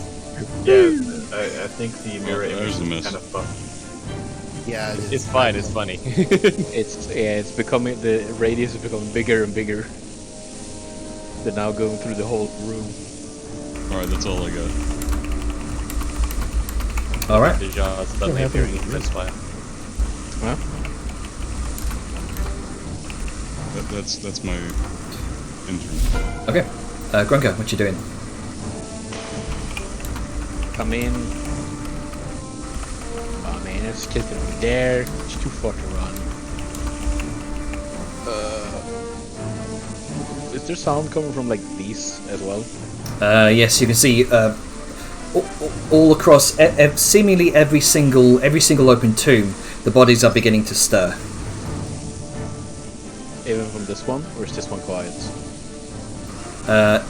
From all of them, it seems. Okay. So this one that I'm by, I'm just gonna like grab the lid and open it and just hit them. There is no lid. It's just bodies, just bodies open, just laying there. Oh, okay. Shells. Well, I'm Shells gonna of hit. skeletons. Okay, I'm just gonna hit them while they're lying there. All right. The Draugr, Crips, and Skyrim. Yeah. Okay. Yeah, I'm So just gonna hit for, them. for the sake of that, I'm just gonna. Is it one for you to hit? Oh, hang on. All right, and because it's lying down, I have advantage, right? It's true, it's prone. It is Yeah, prone. it is prone. Get fucked, skeleton. I The have an the actual head brain. the head turns towards you. Get fucked. I have a brain.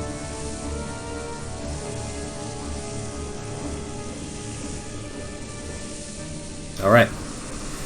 All right. With two, I don't know why the shout sound didn't play there, but yeah. Yeah, I'm getting like a bunch of red like pop-ups saying that like Fuck's sake. access unauthorized and sound is weird. I don't. Yeah. Whatever. I'll fix it after the game. Sayum, what you doing? Now that I can assume that the flames have been smothered. Am I correct? As you can, the flame still appears to be going, but it is slowly dying down. So for the rest of this round, it's still a flaming jet, but come start of the next round, it's gonna start billowing poison again. I would like to cast Dispel Magic on it. Oh, okay.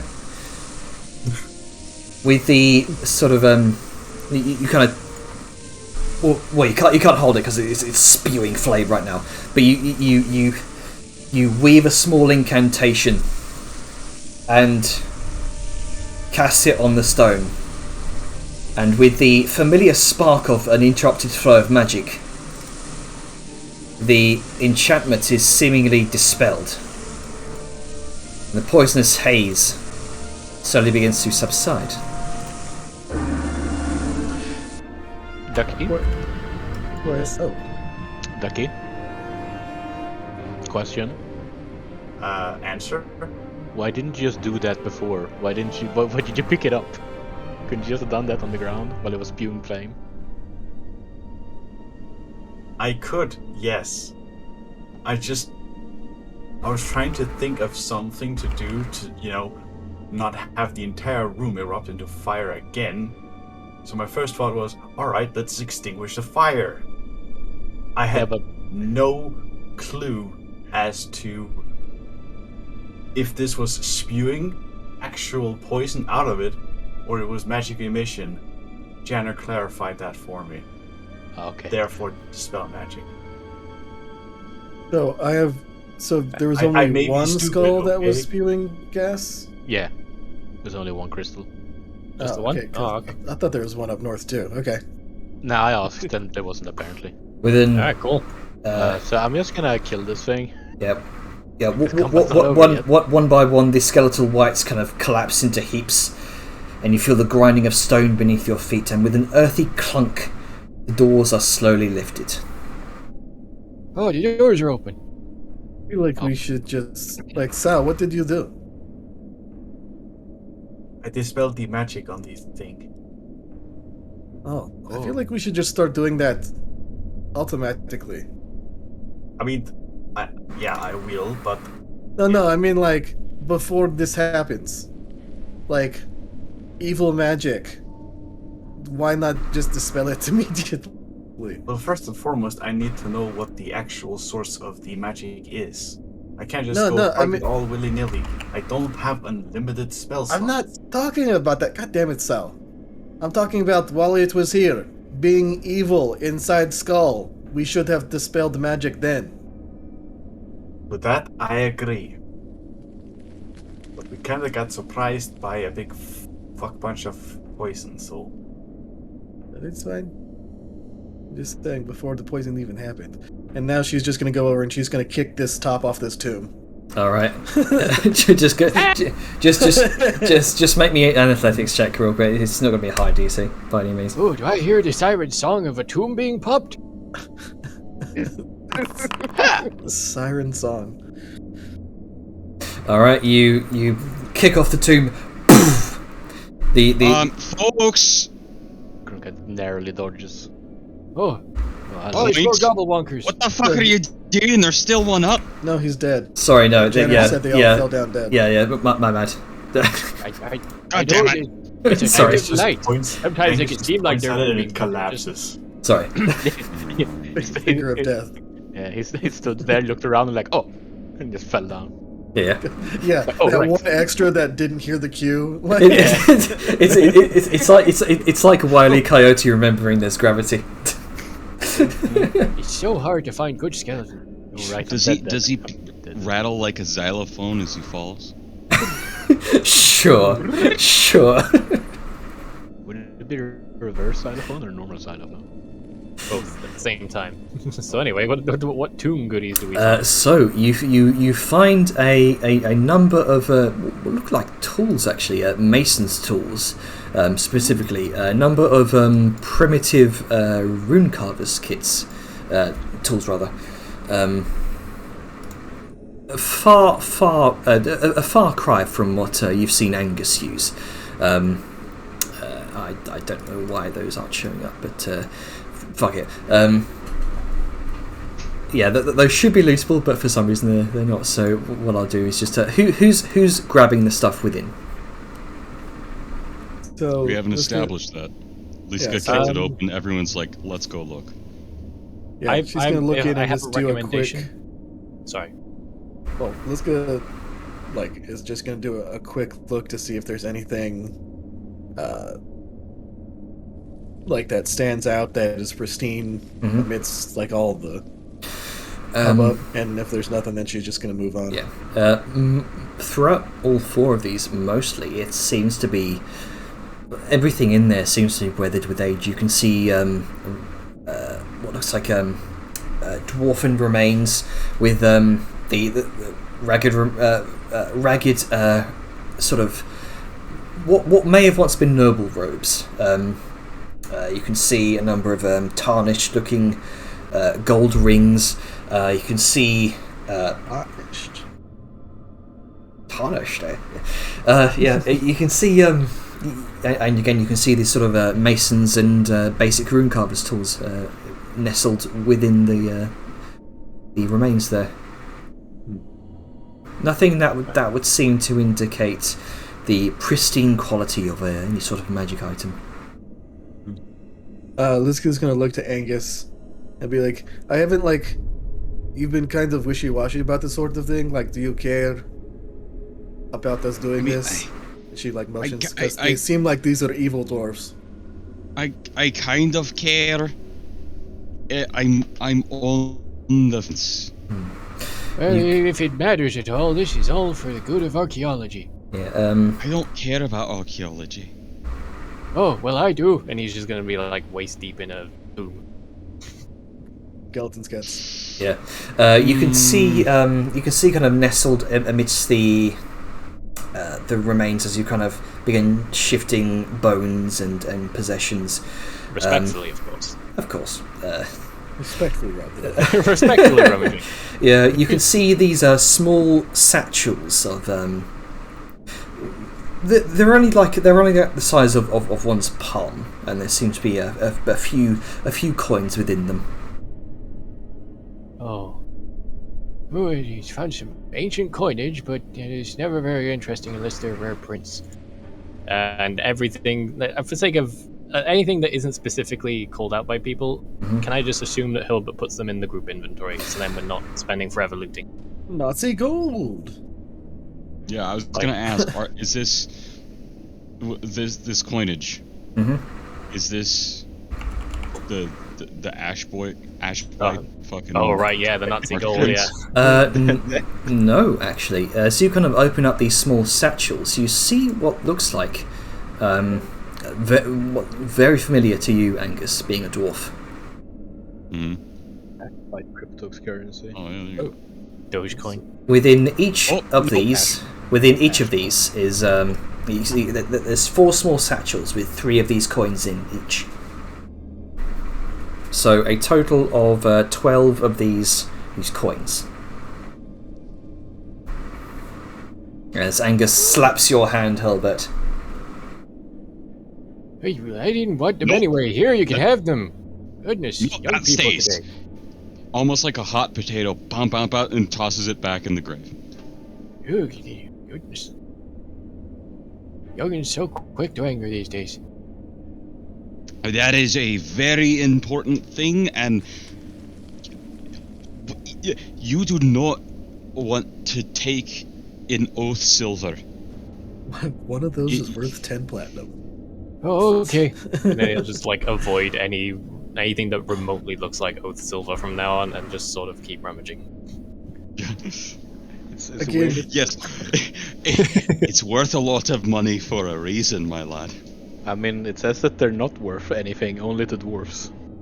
Yes. I mean, what else says price 100? So Yeah, I know, but it was just kind of weird. yeah, like, but this gonna be like, yeah, it is a thing. Again, like, is there anything like? I'm just curious, Angus. Like, what would it take for you not to care about dwarves, like dead dwarves? Because it seems like these guys were kind of neck deep in doing necromantic shit, and you got on Dejar about like minor necromancy, but these guys were just like balls deep, pumping know. away like day and night at it. Like it was. I have biases and I'm working through them. Oh, Well, I the just first thought step I is would admitting ask. Because No, it's not against you and your kind. It's for me and mine. that doesn't It- make it's- it better. Well, at least you're being honest about it. It's true. I'm in a very difficult situation. Normally I wouldn't care, but I did just sort of swear an oath to these folks' old king god that's technically an ancestor of my people as well. And they're the ones that's kind of also helping me out as he raises the ring. Helping us out here and, oaths of vengeance, and I'm in a weird spot. Let's not... Okay, if it's an incredibly powerful magic artifact, or something like that, like, we found that ring Tajar's got, eh? We find the rest of the set, yes. Magical items, yes. Things that could be incredibly useful, maybe sent to a future descendant, or just to make sure they don't fall in the wrong hands. A-okay. Maybe let's not resort to petty thefts of graves, or in this case, a symbolic gesture. It's like a fucking medal made out of tin. It's not really worth anything in coinage, it's worth something in the symbology. And that's not even necessarily a matter of, you did a great service to our evil kingdom. This is literally one family to another saying, you helped us, I owe you. Okay, that's good to know. What about And you said mundane petty artifacts? theft. What Those about like okay? grand larceny?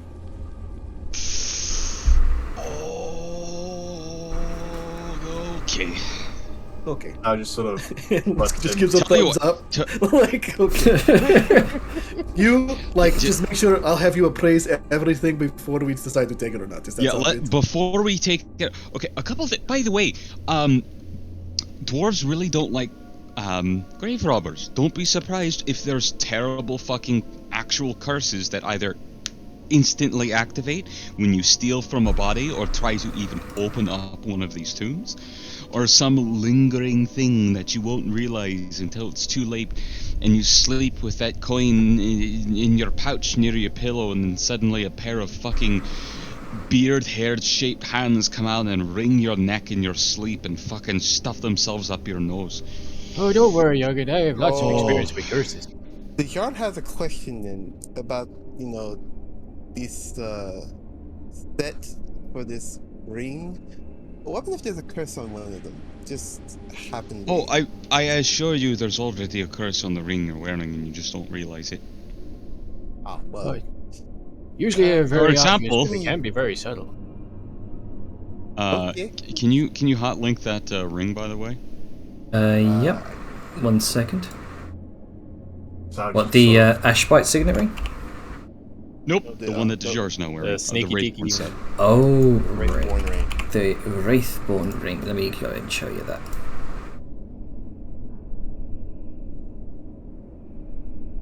That sort of butts in as people are arguing about what level of grave robbing is okay. Not to be dismissive of the rather big cultural importance differences here, but we are on a bit of a tight time schedule. Yep, that's why I am just glancing. Okay. I was just wondering about, the curses of Dwarven. If I've learned anything, young snake, is that curses happen whether you try to prevent them or not, so it's best to be prepared. And I think you should also just... I think it is a good idea that after everything is said and done... Does it make her arm skeletal? Yes. Oh no. Oh, well, shit. Yeah, it literally states your forearm and hand appear magically skeletal and ghostly. These effects are illusionary. Yeah, but doesn't it say that yes, you can but actively... you can't suppress it. I thought it said you could. You just lose the benefits of the ring. Hold on. That's with the full set. Ah. Oh, I'm so- honestly surprised you didn't notice that sooner. Yeah, you can see, as Dejar looks over her arm, you can see what looks like a skeletal visage of a Naga's arm.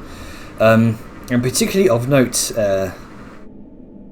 Dejar, as you look upon your bones, you can see what looks like small cuts and engravings within them. almost like runes, demonic runes. Oh, great. Throwback. Is it? They're not glowing, are they? They do not appear to be glowing, no. Okay, good. That's good, but still worrying. Still good. Hey, you get used to it. I remember my first curse. Oh, it was a long time ago. And he'll just sort of go off on a long rambling story. Didn't feel my dick for weeks. Why has it got to be penis related? Yeah, fuck's sake. He's an old man, and he's hardened. Yeah, it's the first time. Oh, I prefer to Yeah. see it as he's a grizzled veteran of tombs. And he's Yeah, back in his element. You say that, but then he's also Great. incredibly dementated. Like, That's- Yeah. he suffers He- from mad dementia. Who cares how grizzled and veteran you are if you can't fucking remember doing it? Yeah, it's all instinct, buddy. Yeah, it's and your great. my instinct tells me you're a walking liability. So, I'm curious, like, Janner, like, before we all decide to leave, Mhm. these, like, these entrances, or like these stairwells, did they appear to go back to this room? They don't appear to go back to that room, but they seem to venture in this sort of upward spiraling direction out up into darkness. Best you can tell, Angus, being a dwarf familiar with the layouts of various dwarven structures. These are likely sort of tributaries toward other unknown entrances to Mortholm within the swamps above. You may have you ventured through. You came through this one, so these may link to other temples on the surface. And being that no one seems to have been here for a number of decades, a number of centuries, they likely have not been discovered either. One magic item per temple, just saying. wow. Yep. That yep. is. At least it shows we're on the right track because they all merge into here. And then they go through one entrance. I don't have the mouse prepared. It's okay. Okay, we're gonna keep going. Okay. I mean, the only stair set that leads downward is this one, so Yep, it appears so. Down to the very center of the earth. I've sent you something, Angus. Yes, I see. Okay. So as you... There's spell also, scrolls in Janner, here. before we go any further, Mhm. could you add an item to my inventory that is the thing that spewed poison? that would So simply... it would be an inert soulstone. could be simply a common soulstone, so let me just go ahead and do that for you. Also, Yes. you are all no longer poisoned. Yeah, I'm not interested in the fact that it's a soulstone. I'm interested in the fact that what the enchantment was put into it. Oh, Spells. so that would require an identify. Yes, we don't have time for that right now, and I'm losing spell slots fast. All right. Jobs for later. Yep. Okay. So, That's why I'm saving it. Granted, I'm now down a pouch, basically. so as you begin to descend further and further and further down into the darkness, you venture for the next hour, 2 hours. It's If a it- lot of downing. Yeah. If there's anything you'd like to say to each other, now's probably the time. Down, baby, just a little baby. By the way, Sao Yun, when you're done with it, I would like that soulstone back for safekeeping. Oh, you'll definitely get it. I'm mostly interested in whatever effect was put into it. You know, That's put on fine. it. The soulstone itself, it's yours, basically. Yes. I just like to hold on to those kinds of things, what on account of what they do in, liabilities. I mean, anything soul-related, I'd prefer it if it's you to take care of. You are a cleric after all. Plus, it gives me bad vibes. Yeah, it's the soul of an intelligent, feeling creature that was used to fuel that spell. So, you know. And I Nasty know. business.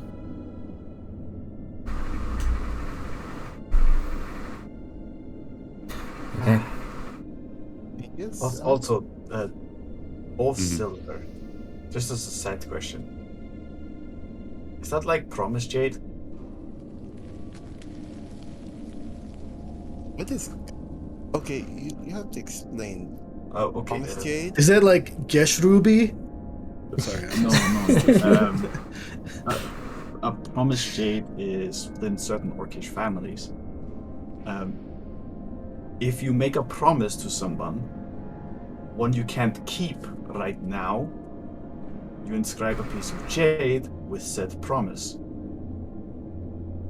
Preferably in 2 pieces. Hand one to the one you promised it to, and then when you can fulfill it, you combine the pieces. A promise fulfilled. Oh, okay. It's not every orcish family that does it, but it's sort of it's an old tradition amongst noble families. Yeah, that makes sense. So, It reminds me of what you said about oath silver. is it also the same way? Angus? It's similar. It's close enough for an understanding. Basically, instead of I'm gonna do this, it is a mark of I have done this or something that is incredibly important. Though very rarely can it be used for something as a case of I will do this, here is a swear to it, but more often than not that involves a grudge. Like, you hand an oath silver to an enemy saying, you know, use this to buy a casket, I'm gonna fucking come kill you, you know. Oh. But it's almost always a case of one clan or a dwarf of one clan to another spends a long time making one of these coins, and it's used as like the greatest IOU in a sense of honor. So I owe you a casket. okay, so another question: grudges, are those like duels or something? He just shows her the shield. A grudge is a mark of you fucked up in some way or another, and generally there's a series of degrees of punishment, from like a groveling apology to death. Oh. So it is a very big deal. It is essentially, instead of thinking of it like a city, you can think of it like a clan or a group of people. Edicts, some sort of ruling against an individual or a group for doing some terrible wrong to them. Like, it can be as simple as the fact that, like, hold on, let me get, it should be a line. I believe they're a set of ancient and inviolable laws. Very close, very close. Are you going through the notes that I sent you about Oath Silver? He's got I have a cheat sheet on the problem, back for of his example, shield. with Uther Ferrickson. He owes me 7 silvers and 3 copper pieces as a tab from 13 years ago. He's on the shield. I'm trying to get that tab back. Right? If he doesn't do that, I'm gonna kick his arse. Oh, I thought like every name on there was like Killingworth. Like, if they get their name on there, like they die if they don't fulfill it. No, it's you've done something wrong, and you have to, you know, do something to make it right. Most of the time, it's Killingworth. So all the names on here, most of them are, you know, the ones I'm trying to kill. The one with the little badge next to it, or the one ingrained ultra deep with double lines, you know. Okay, that's most of them, but still. You know? Yes. Not everything has to be killed. I'm not some relentless murderer that's gonna kill a man over 7 silver and 3 copper coins. However, I will knock out a tooth or two in a good old-fashioned fist fight. That is the thing. So making things right. Exactly. That And is this very is much a a coin more saying that violent- you made something right in the best of ways possible. And there's nothing I can do to repay that or express my gratitude more than make something beautiful and spend my time on it. Things are often pretty much exclusively made from, rune carvers themselves. They're so detailed. Severe kind of. Oh, sorry. So Liska kind of look at this, like, points to the shields, like, so, how, so who, like, regulates grudges? Because it seems like anybody can do a grudge against anything. Mhm. So there's, like, no standard to meet. No, there is something of a standard, but pretty much any clan can strike up a grudge for most reasons. Yeah, It really Angus. just sort of depends. You know that dwarves are typically regulated on a clan by clan basis. Each clan has some sort of keeper of grudges that you will typically judge whether or not a grudge is or at least whether or not a grudge is worthy to fulfill. If a grudge, if someone is really vengeful and like you said, kind of seeks out to kill someone over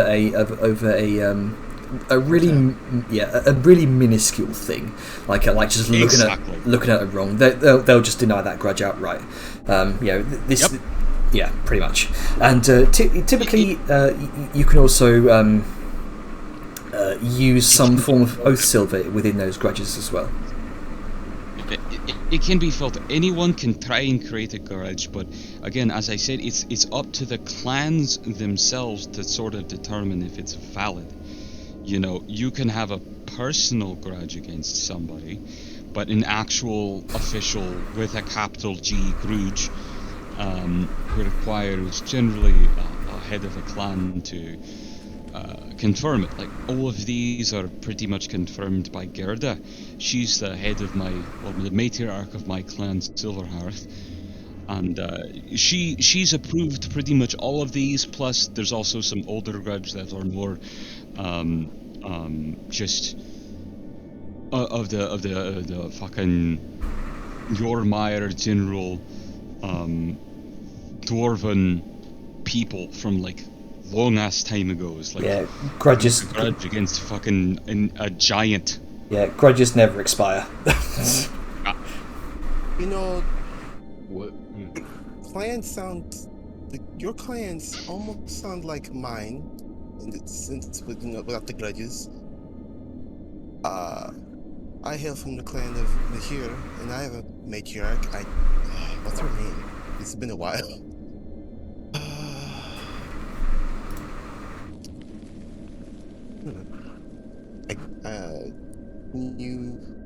I don't think I noted it down anyway. I think that's mainly you. We'll have to find it again. Yeah. But regardless, you say the name of your matriarch. Oh, so Jarn? I'll just put in fucking. But here.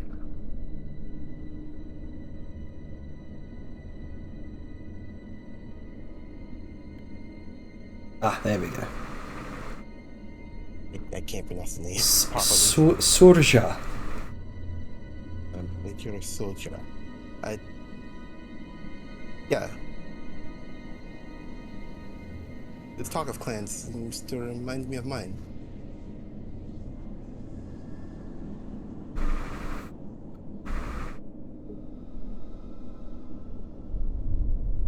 Well, I suppose you're not that different, says Severe. And he kind of looks to Angus and gives you gives you a nudge on the shoulder. Dwarves may be stubborn, but you can count on them to keep a promise. Aye, we do. That we do.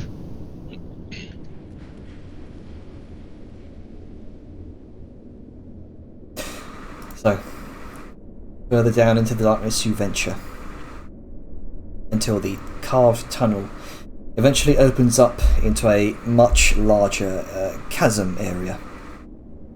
The worked marble and stone floor seems to drop off to one side, the left side.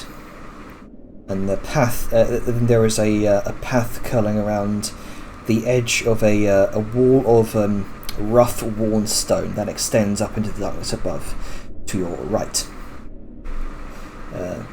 Again, the sort of drop off into the darkness towards your left. And the path or ledge kind of hugs the wall and continues ahead out of sight. You may have to hug the wall to be and be careful with your footing here. Who's going to lead this and light the way?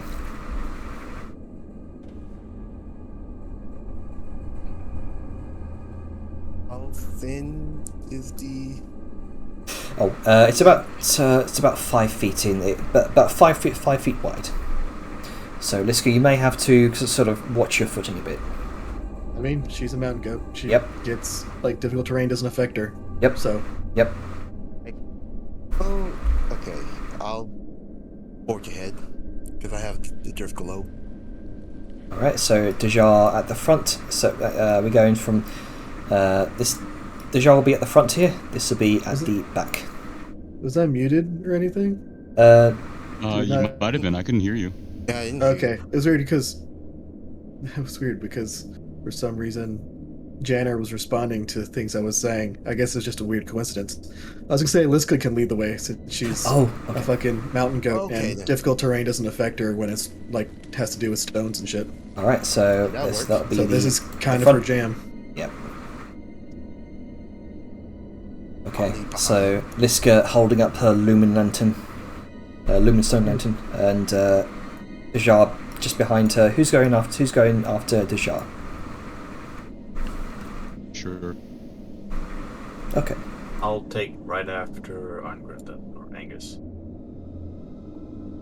All right. Sylvia's going to keep watch from the back, and Akali is going to be there. Just keeping an eye out, making sure, as always, not being followed. Grunker and Helbert, where do you want to go in the line?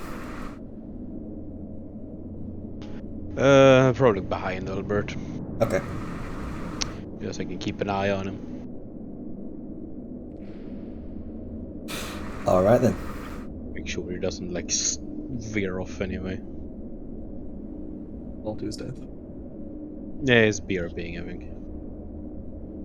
So. I'll take something food. So, Liska, as you're the one heading this, go ahead and make me a perception check. I'm decent at those. 14. Okay. You begin to carefully navigate your way around the weathered ridge. Occasionally, a piece of carved tile from the path might give from beneath your feet and kind of crumble into the darkness below.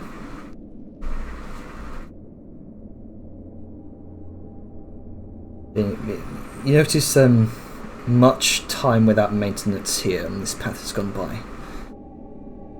And you soon discover that many parts of this sort of carved path looks unstable, or some sections are missing entirely. You look ahead, and you fail to see the one tile beneath your hoof has a small hairline crack, and as soon as you step your foot upon it, it cracks and gives way.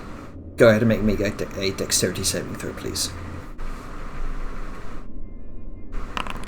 22. You just narrowly manage to step back as it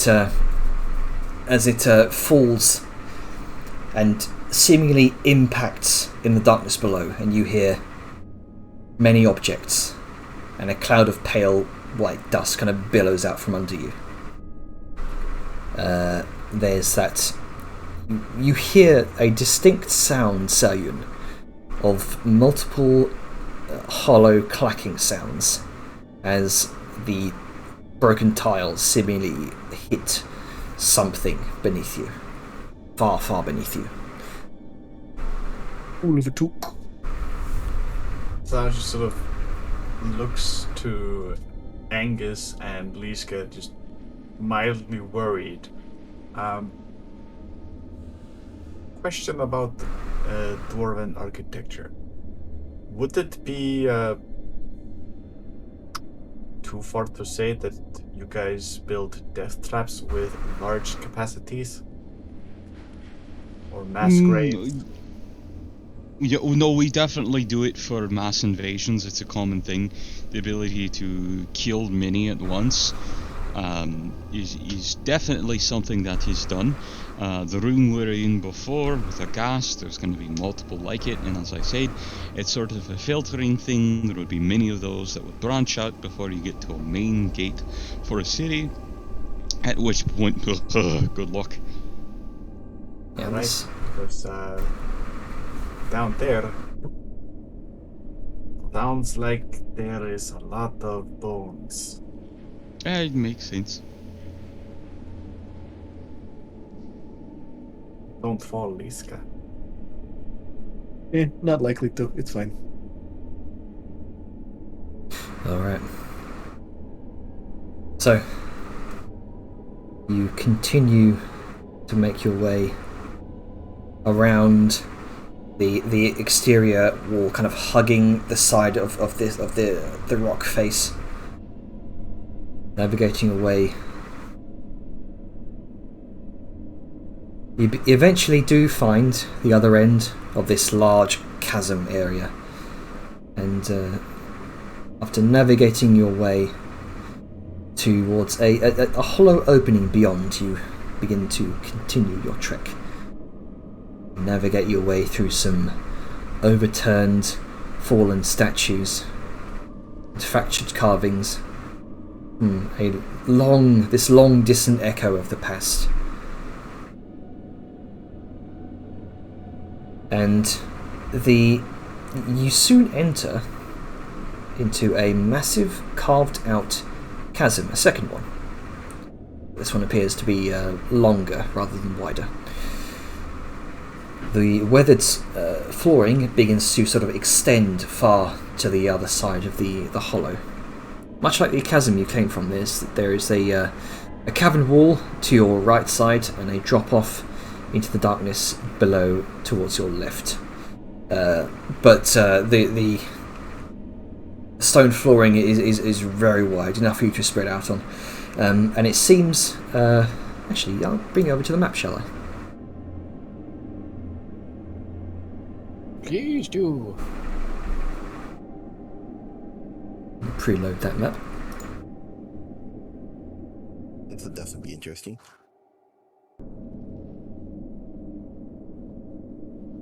Oh boy.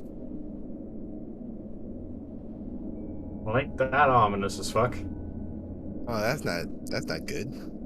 It's fine. Oh! Points to the thing and then holds up his ring. See, same shape. Indeed. Oh, look at that ugly feller. Yep. Aye, that's a representation of Nogdor Ashbite himself. A cannibal king. Oh, that explains the teeth. It sure does. You I love the little bonding moments of inane nonsense. Let's see. Grunker. You see what looks like a long bridge extending out into the darkness to your north. To your south, a tremendous sculpture wrought in granite It's more to my east, but okay. Well, yeah. In this general direction, depicting a dwarven man wrapped in leathers, some sort of billowing cape over his shoulders that's carved to almost sort of meld with the surrounding stonework. And a stooped hood hides his eyes. A large, empty brazier sits at his feet.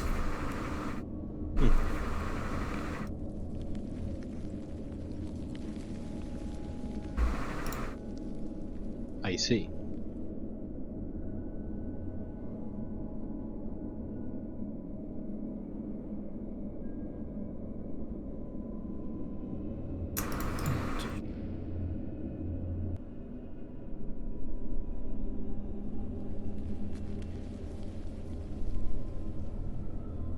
So, what does everyone want to do?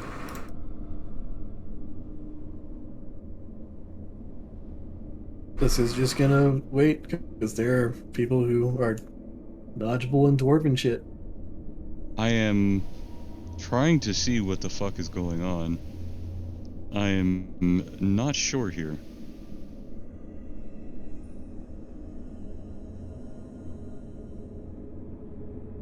Nothing happens when I step on the thing, which is good. Nope. Step on it without any reaction. Seems to be very well carved, if a bit weathered.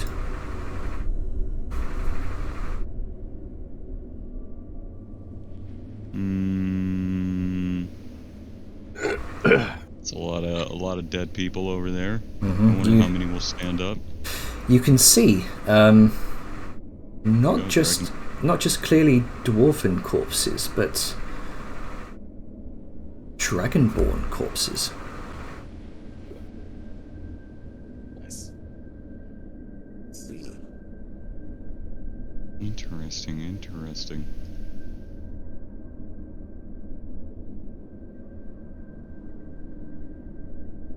Oh, it's the skeletons of those scaly fellers.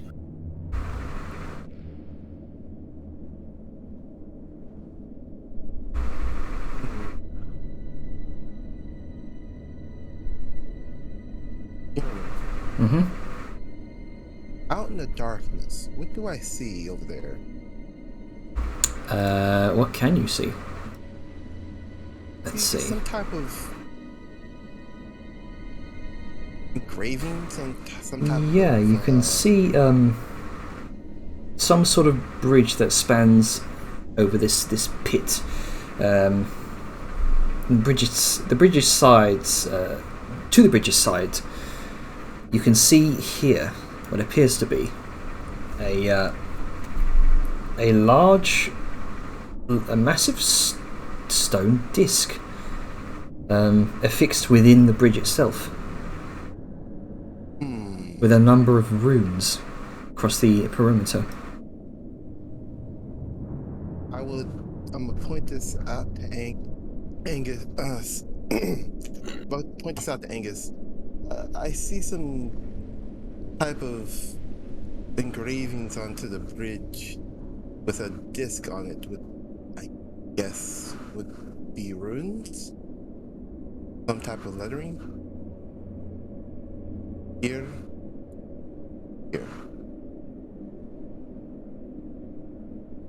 Letterings, okay. I mean, I see there's this big diamond rune. Step. So, oh boy.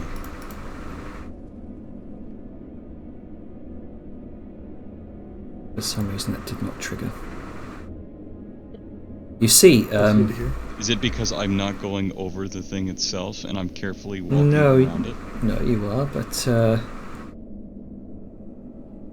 let's see. Or is it more inscriptions that aren't? You step forward. You feel this cold chill in the back of your head, and around your ring finger as well, as shapes begin to appear within the centre of this ornate carving at the foot of this statue as you approach.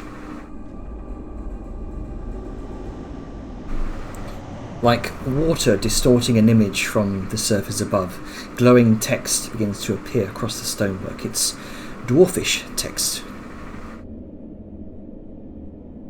I'd be surprised if it was gnomish. Yes.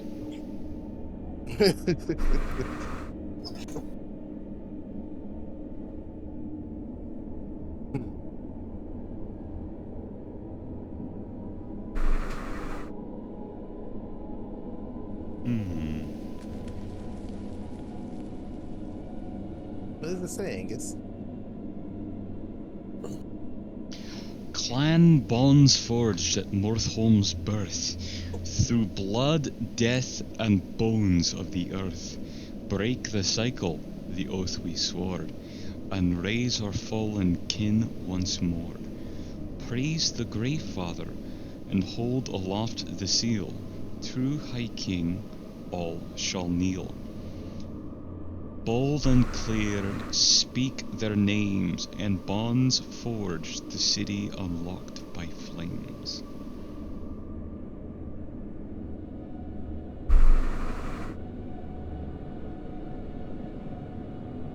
This is very likely one of the many central gates to Mortholm itself.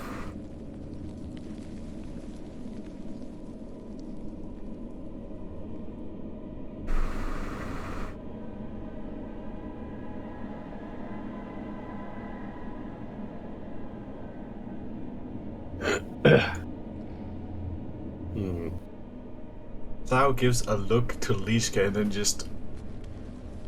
And here I thought your people would make big cities. I mean, we do. Yes, but... Look at that. And she just gestures to the giant fucking statue. Oh, That's hey, not Snazzy. that's not the You're a city big dwarf, cell, would that's ya? a statue. I know, but if this is decoration... Then that just means they made a big statue. Yes, but Love Liska. nothing. Oh, I can't wait. Such a treasure trove of ancient history. As a side note, since Angus has translated and people, like a couple of people know the language, can we get it in like party chat so we can read it? Oh, there we go. Thank you. Yeah. Big think, trying to think of all the names. I don't know if that's necessarily a case of speak all the names of the people we've met thus far. I don't necessarily think that's the answer. Maybe it's just the clans. The clan's names, yeah. Because this was just one big clan, yes? I mean, Grey Father. it would make sense because the first line is clans bonded. Clan Yep, bonds I'm almost forged. entirely certain. So that would narrow down the clans. Mm-hmm. It's a good thing I've got that. But then there's also praise the Grey Father. That's Aspite, yes? I Make a history check, Angus. Can I help? You may help. Yeah, there you go. Archaeology brain helping out. You could say Dejal could help as well, but you would still have just advantage on this.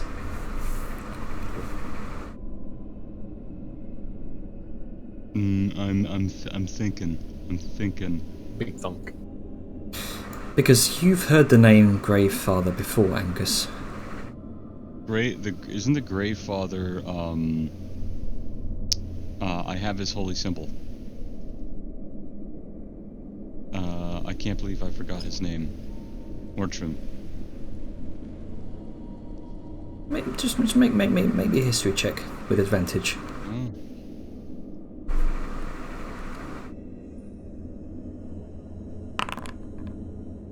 And because you've heard it before. Grey Father. You've studied a bit of ancient history before. Some of the how would I put this? The Grave Father is a title often used for the first Lich. Oh, fucking, of course. Fucking... My ribs. My ribs. Baldus. No. Fucking more ribs. It's never gonna go away. No, whoa. It's like a steak. We're gonna call like the big bad Maribs. We're gonna call everyone Maribs until Maribs come. And the ribs are defeated. Yes. Yes. The eternal foe. Indeed, indeed.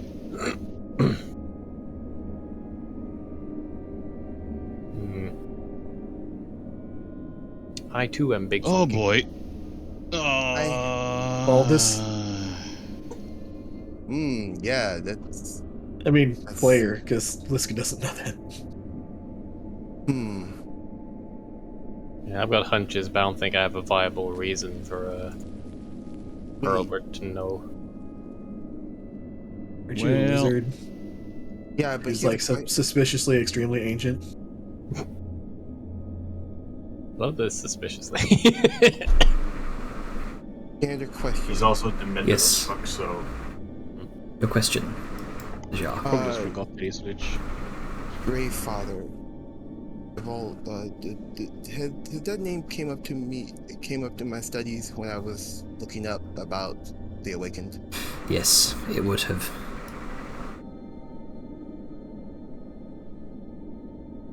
Ooh, shiny. That's silent for a bit and just thinks on Grayfather and goes Baldus. She just says and Aye. holds up the Awakened symbol.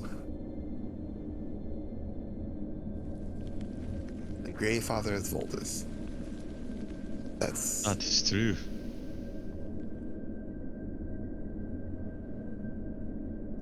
that's one.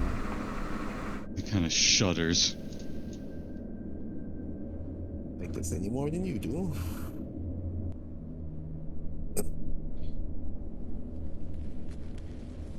True High King.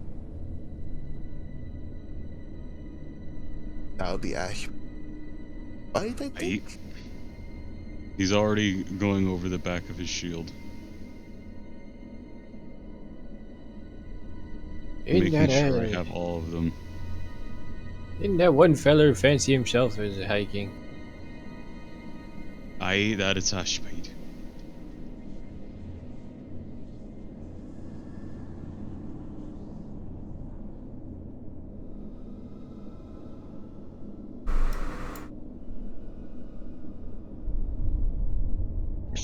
Janer. Mm-hmm. Hello. Fan. Lots Sounds of like they fan. have an old diesel engine going Oh, in the God. background. Like, he's got to do his best, man. It's fucking hot here. I've been shirtless this entire session. Sorry. Oh. Brag about it. It's not as impressive as you might think. Up. Angus has a brain think. You raise your signet ring, call the names of Valdis, Ashbite, Bloodreeve, Grimhand, Greyhammer, Farrickson, and Wraithborn. The chill of the ring fades, seemingly to no effect.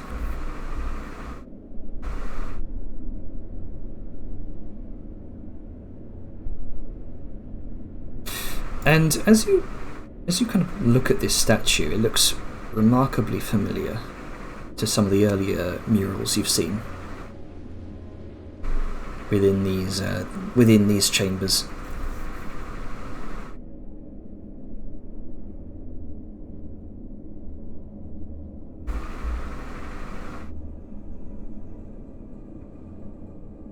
Am I muted?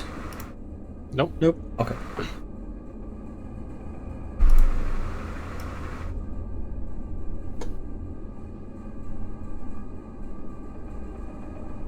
Oh, we can't talk. Oh, what's going on? Did your mic break? Okay. Is it? Fine. Seemingly no effect.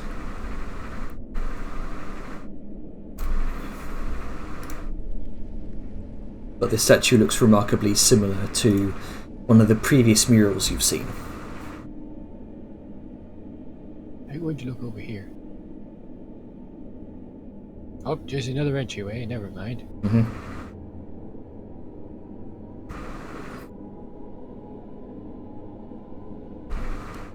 So, question. So, Liska's gonna like look over the floating text and just be like, I mean, I feel like the oath of restored rays follow to praise the Grey Father, hold aloft, seal, kneel, both of it. So, I guess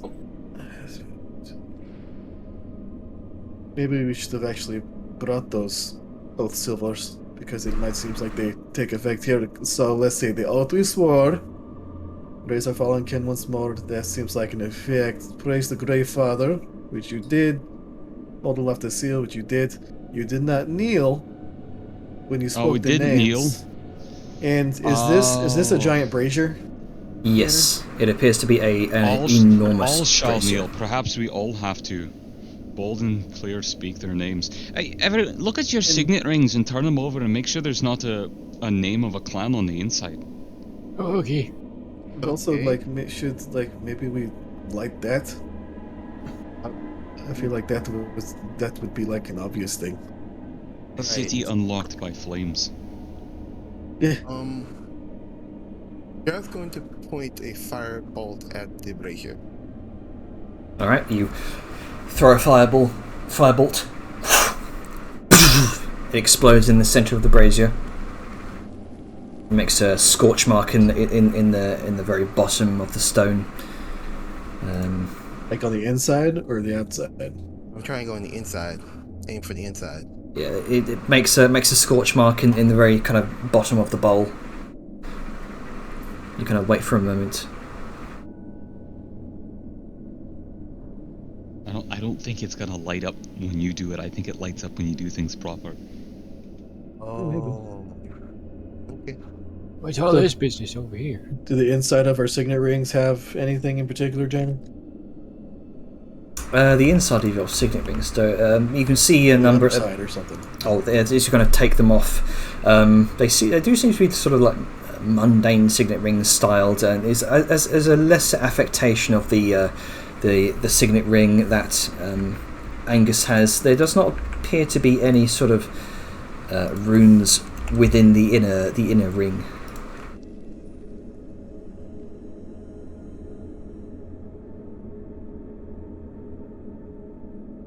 Well, how about try kneeling whenever you do it, and we'll just see.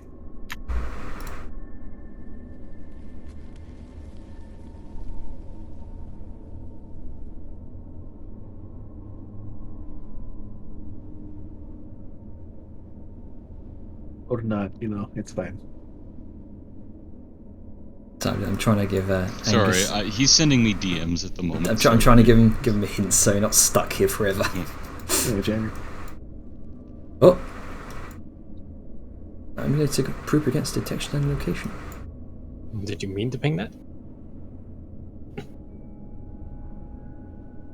I don't think it's Charmin. No, I didn't mean to. I was trying to bring out my drift globe. Oh God, I want to investigate this bridge, but I'm worried that if I step out too far into it, I'll explode or something. Dank possibility. There's a lot of neat things on this bridge, though. Maybe they're related to the puzzle. I don't know. I want to go look, but fuck.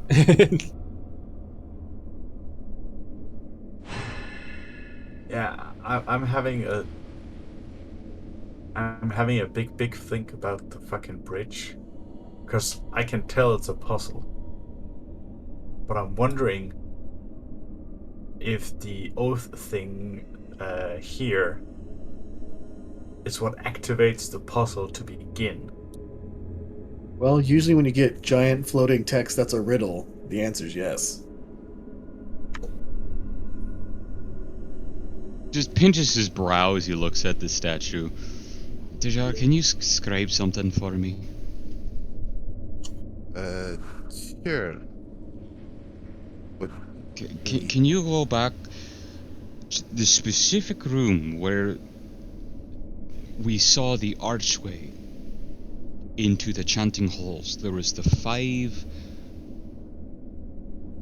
sons, it looked to be, of the Wraithborn on the thrones. Yeah, I can give it a shot.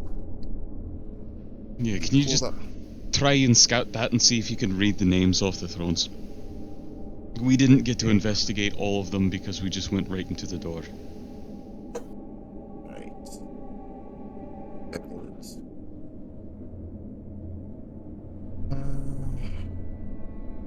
Because who's scrying on the room? Like, hold on. Okay, so you're scrying on the murals in the previous rooms, yeah? The one where the thrones, 5 thrones. If I'm saying, is that the one you want me to look up? Yeah, it was the room immediately afterwards where we found the guy wearing the dagger and the armor that we have that matches this guy. And then he had his 5 different descendants in the next room. And we didn't check them all. Yeah, that room. That's the one I'm Okay. going to be scrying on. So, easy enough to do is you're scrying on an object, so there's no DC. You begin to sort of your eyes go white as your vision takes you through rock and stone, and you eventually come rock and stone until you eventually come to a dark, sort of dimly lit room, a familiar room to you. Upon looking at this mural, seems to, with what you know now, seems to describe some of the greatest warriors of Clan Black Spike. You can see time, moss, moisture kind of weathered the names and histories of these individuals. And one figure seems to stand above all others, a singular lordly figure, some sort of dwarven lord. You can see, because you're an intelligent individual, you can recognise this individual as some sort of runic knight. Any sort of name is written in Dwarvish, though. Yeah, that's what we called out. No, she can't read Dwarvish. No, she can't read Dwarvish. Nope. She can probably scribe or write down what she sees. Oh yeah, she can just write it down what she sees, and I can Translate it? Yeah, okay then. Yep. So, because I saw there, because the only one that I got from that room was older Black Spike, a member of Clan Wrathborn. Notably the greatest warrior of Wrathbeard, sorry. It was born. Was it? Oh, I must have gotten Wraithborn and Wrathbeard mixed up. Sorry. Okay, hey, that could also explain why things didn't work as well. Clan Wrathbeard. Is that the name? Highly skilled rune knight. I remember mentioning him before because, like, oh, he's a big deal. That's a Gretchen. Yes, it is. Mispronouncing an ancient's name. yeah, so once the scrying is ended, I'm going to write down the name.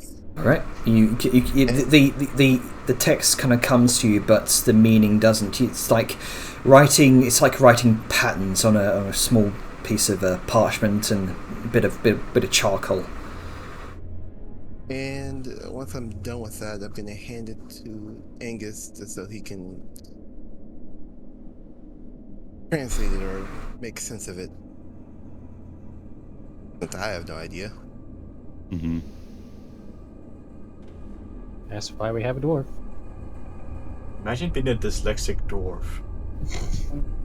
Ooh. There's actually a book series that, like, I started reading, like, a while ago. It was just the first book, but, like, the chosen one, who was supposed to be, like, the Rune Master, was dyslexic, and that actually was, like, a huge point in the book, the fact that he'd try to write one rune, but he'd do it backwards, and it'd have a completely different effect, and he had to learn how to, like, tie in his dyslexia with being, like, the Rune Master. Actually, very interesting book series. So she hands this towards you. That's what you see. The name Aldor Blackspike. Keep thinking you're gonna say Black Spice. Yeah, yeah, me too. And it's of a member of the clan Rathbeard, notably the greatest warrior of Mortholm. That's what I've got for my notes. We've corrected it to Rathbeard. Mm-hmm. So the riddle makes it seem like, and from what other people said so too, from clan bonds forged and all that, speak their names. In Bonds Forged, the city unlocked by flames. Makes me think I need to speak the clan names. The only issue is, for example, the first guy that was mentioned, the architect, Skog. Can I roll to figure out what his clan name was? I mean, I have 5 fucking people's names, I only have 4 clan names. You can make a history check, if you like. Sure. What? Let's see, 19. Skog is stone deep.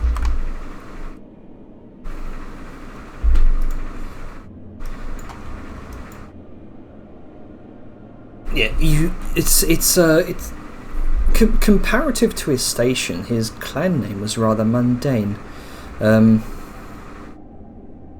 You've done a little bit of research about Mortholm in your time, and the various clans that inhabited it. It's simple clan of Granitebeard. Granitebeard? A relatively mundane name. Okay.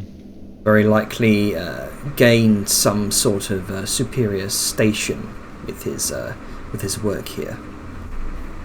Probably came from a rather simple background.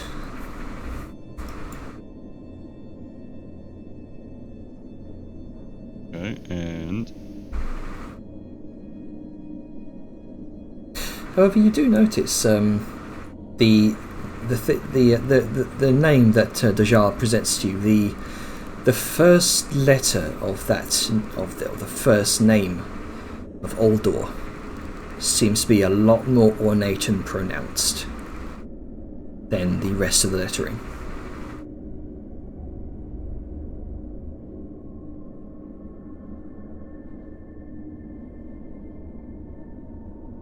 all right.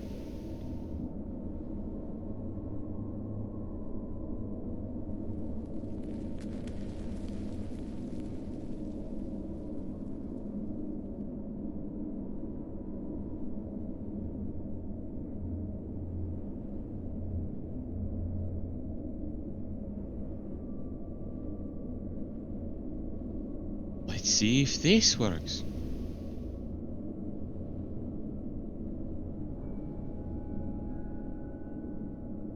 You hold up your signet ring, speak the first name of Aldor. I said speak the first name of Aldor. Why doesn't it... fuck's sake.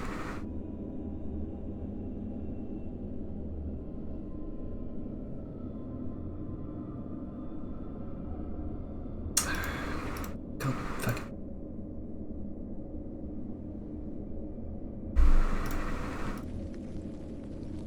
You speak the first name of Aldor. There you go.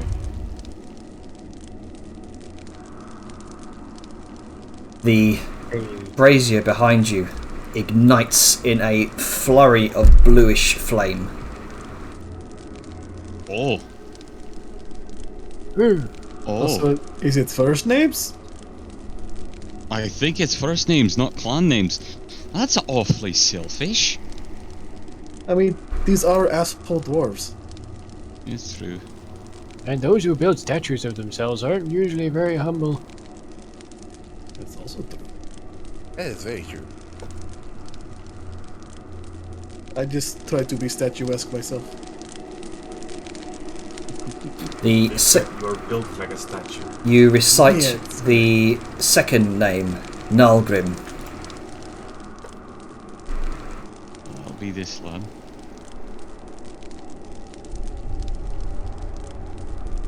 Said you recite the Oh, second no, name. no, not him. Nalgrim's up there because he's the wizard. This is. Oh, yeah. Oh, I actually see it. This guy's just gonna look around. Jesus, there's a lot of names. Fuck me. Yes. There's a Takes lot a of lot of braziers. dwarves. Wait, but who is this one? Baradin. Oh, I like This is it. Baradin. Hey, Jenner, I And have you a got- question. Yes. Do Skog. these- so say, do these symbols here mean anything? You can actually read them because you can speak Dwarvish as well as Angus. So let me go ahead and show them to you. Let's say, do they say the names of the people we're supposed to? That'd be funny. No, It'd be they funny if I saw. they those do green not. seed. they do not. Um, Sorry, 1 second. Here we go.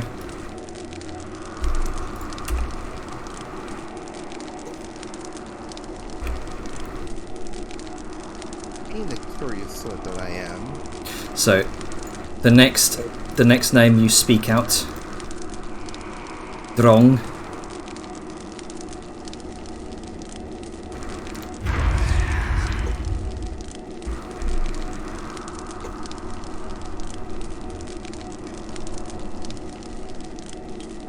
And the final name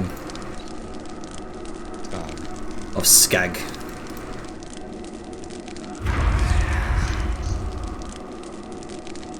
There you go. Hey, oh, hey, they say, and like, Liska's like, oh, this one's like, What they do. this one says heart, this one says war, this one says mind, this one says grave, Friend- and this one friendship. says forge. Friendship. boy, so they represent these cardinal virtues that they held So, dear. grave, mind, heart, versus war. Oh Thus, no! Holds up the ring. forge. Your powers combined, I am Captain Ashbite. I didn't wanna. I was so tempted. Damn you. This is actually a really cool effect, Janner. I like it. And they don't crash anyone for once. Not Yeah, gonna as- bite your tongue. As you look out towards the edge of the Oh, there's a of pit. the ravine, you can see what looks like an enormous stone door that seems to sit at the far end of a massive pit that descends into darkness.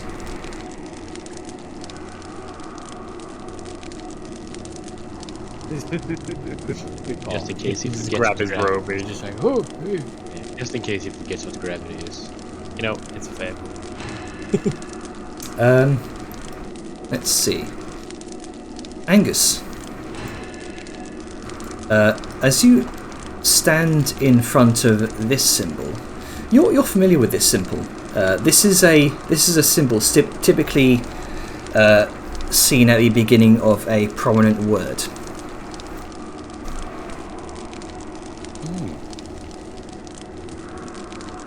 Prominent word. So this denotes that it's more significant than others with heart. Or at least something akin to a capital letter, if you will. Ah, so it's left to right with that. And O was the only one that was... No, that's something else. Or Mindgrave Forge. The letters in the middle. Blackwater Mindgrave Forge.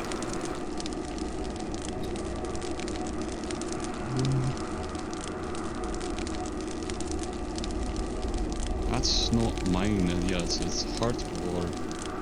Mind. Forge.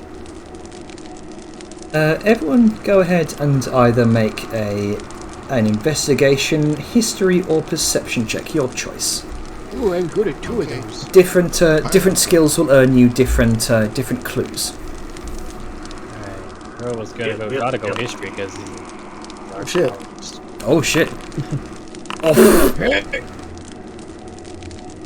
Everyone rolled very well. leading the way.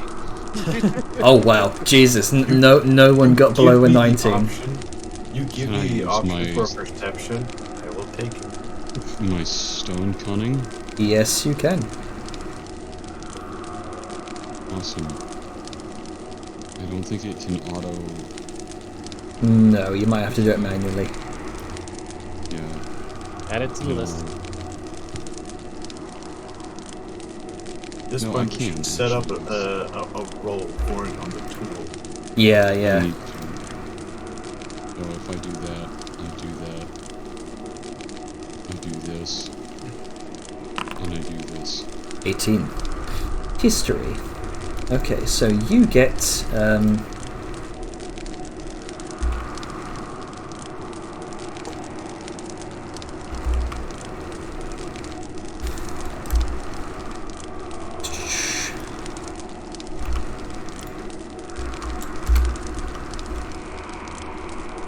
let's see, with a perception of 29. Oh, And actually, yeah, you would get the same thing, Hurlbert. Let me DM you that as well.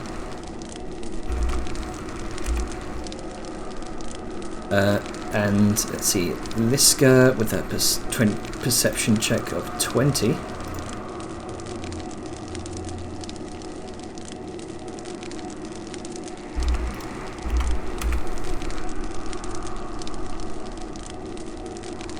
I read that as sphincter, and I don't know why. It's you. Your brain is beef. All right, so that's what you all know. What did I get for investigation? Oh, sorry, I forgot about that. Let's see here. Where? I don't see your investigation check anywhere. What did you roll for your investigation?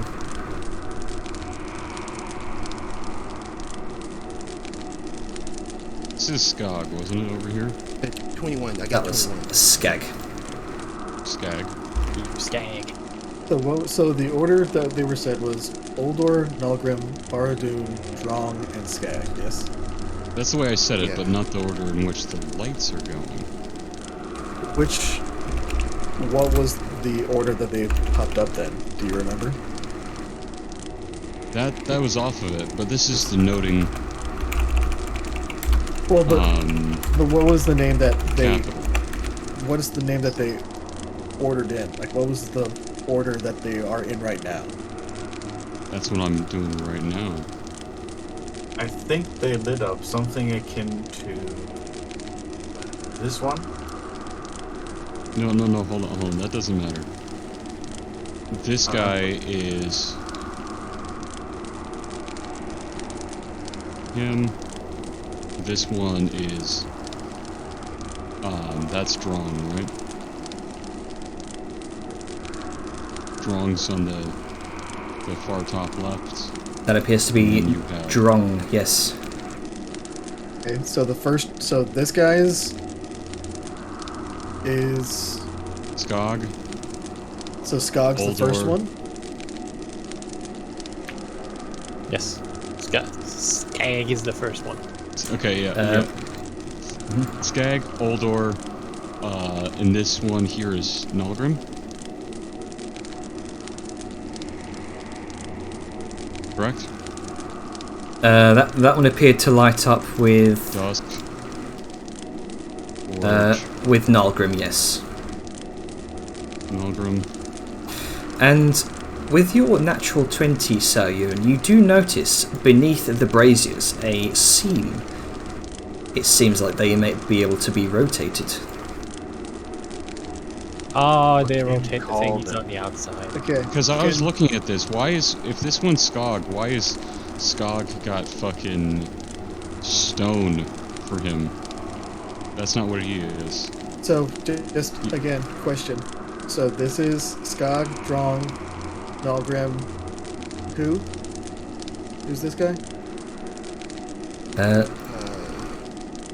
This one here should be Drong. And then this last person is that leaves... Is Nalgrim. Bard. Oh, I thought Nalgrim was the third one. Jenner, so I'm just gonna cut through this. Meta-wise, we listened as he called out names and we saw what lit up. Yes. What are the names in order? Right, so this one lit up with Skag So the first one's Skag. and lit up this brazier. Oh. Okay. So Oh, that's weird. Great, okay. this one lit up Hold with on, this one. Hold on. Sorry. Stop. Sorry. Stop, I think stop it even being- doing some doodling. Yeah, I'm trying to find the text thing to write down. Yeah, it's not working. So, Okay, so the bottom right one is Skag. okay, so you write the names of the people, and I'll write the torches that associate with them. So, he said Skag. This first person, Skag, the top right lit up. And when he said, and who is this person here to the left? This guy with the axe should be Oldor. Yeah, that should be Eldor. Okay. And when This one is the statue's Drong. Oldor. That one's Drong. Well, okay, Top left. Jenner. When he said Oldor, we know who the statue is. Which brazier opened? Right, Which brazier lit up?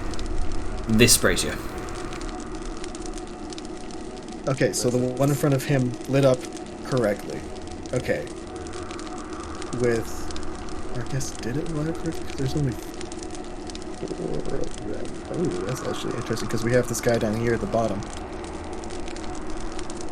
This is gonna be fun. Alright. And so, this gentleman to the top left, who does he look like? This individual looks like Drong. And when the name was spoken, what lit up? Let's see. This brazier lit up. Interesting. And this last gentleman in the top right, Top right, that is Nalgrim. and I'm guessing it was this one that lit up? It was that one that lit up, yes. Okay. So, I'm just gonna put an N. N-A-L. Okay. That's interesting. My text is lit up by light. That's interesting. It has Ray shadow tracing effects on name. my text. Oh no. Okay. And so that leaves This guy here at the very bottom. Which is Baradin. Yeah. Baron Din. Baron Din. Baron. Oh, there's an inn there? Baron Din. There you go. There was an inn on my note. Okay. Okay, so it says, so I got from the Wisdom Perception that the order of the name seems to have significance here, as do their deeds in life. So, since these braziers appear to be able to be turned, that to me seems like there is something to do with, like, this middle piece probably has to reflect something or work with something of the 3 outer pieces. So, and this is just a guess, feel free to have your own suggestion, but that would make this heart. And then we have forge, stone, and blood. As you know, in this case, because your high perception check, as you kind of look across all 5 of these discs, they all seem to be the same disc with the same sequence of runes on them. Okay, that makes it easier. Which ones? All of them. They all seem to have the same sequence of runes around the outside. Yeah, they're all identical, just in different positions. Pretty much. Okay. I mean, the only reason I'm curious about that is because visually on the map they're not. No, as well, they're in different states of being rotated, essentially. So visually it looks like these discs underneath are like there's full-size discs underneath this pathway. It would seem so, yes. And you is going to turn this brazier just see until if you she sees this symbol. see if you can double click it. See if you can double click the brazier. Nope. Oh shit! Yep. Wait, never mind. Something happened. I might have clicked a couple times. So, Oh, see let me what try happens that. when things catch up. Oh, fascinating. Did that actually turn? That should have Yeah, it turned. turned on my end. It did for me. It did not for me. I'm gonna avoid clicking it willy-nilly in case we all click it and lag the hell out. Yeah, try. Are you able to turn it, Liska? I mean, I clicked it twice and I heard sound, but nothing actually visually changed. Oh wait, no, it did down south whenever Argrim did something. Oh, okay.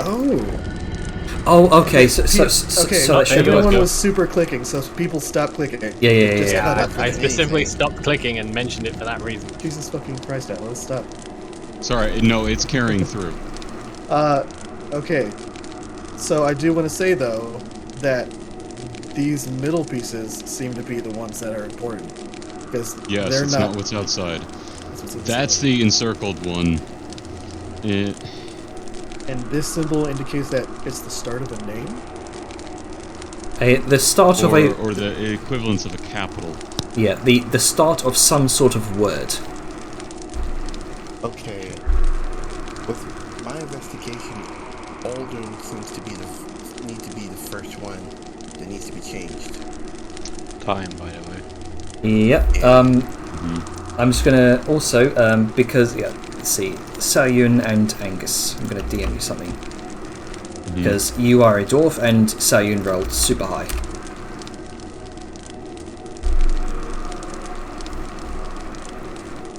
Good old racial Yep, bias. I'm already on it, and you already have the things hinted. Don't worry. Yeah, I'm trying to click through it. I know the thing. I'm trying to use your thing to click through it. Sorry if it lags. Alright, everybody don't touch anything except for the boy. I'm not touching them.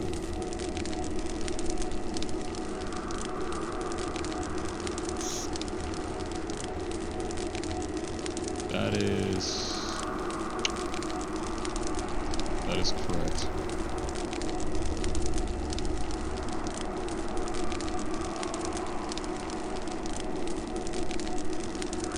As Angus begins in big brain moment. Just to, like, I have a guess as to what exactly we're supposed to do, and it's based solely on that hint right there. So we'll see. I'll ask after the fact. V for vagina. Why would you do that? Well, if it's tilted, it's actually a less than symbol, which is odd because it's supposed to be. Well, I mean, we have penises in the other room, so. I think I'm zoning out slightly. That's all right. We're It's about to fine. finish. No, it's my painkiller. We'll solve this puzzle and likely end off on a dramatic mechanic. That's the reason I play a barbarian. Yeah. I don't have Why do you think I Yes. made my wizard, the intelligent one, senile? I got that one. I got this one. So, what did you do for... Okay, so that's... By the way, I already had that. Making sure I got that right.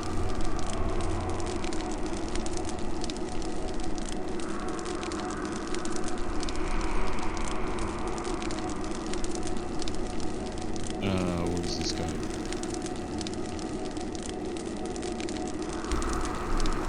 And this guy has to be... What's his name down there?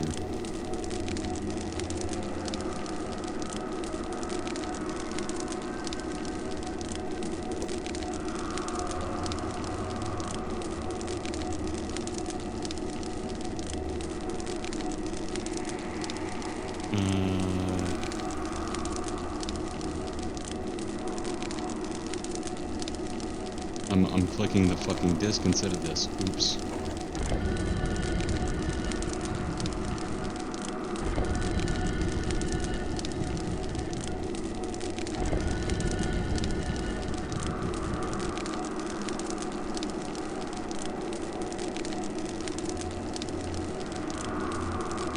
I think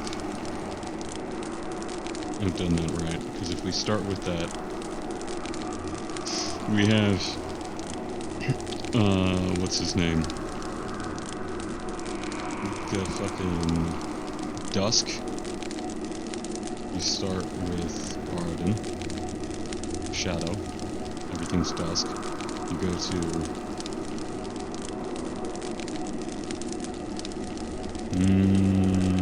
okay. There's that. That makes more sense.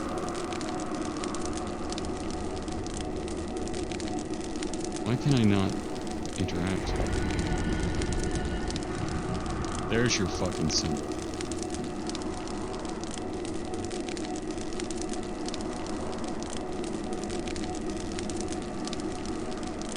Alright, so we have the dusk thing for Barden, which is the first one to start the statue down there. Then you go, then you have fucking War for Uldor. You have Blood, one of the blood mages of Maldorn, which was the two dudes. You had Drong, who was a runesmith, which, why is he stunned?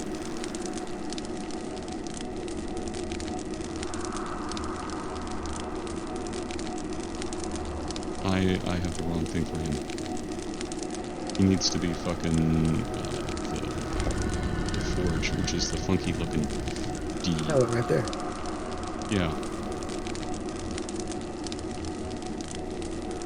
Because he was a famous runesmith.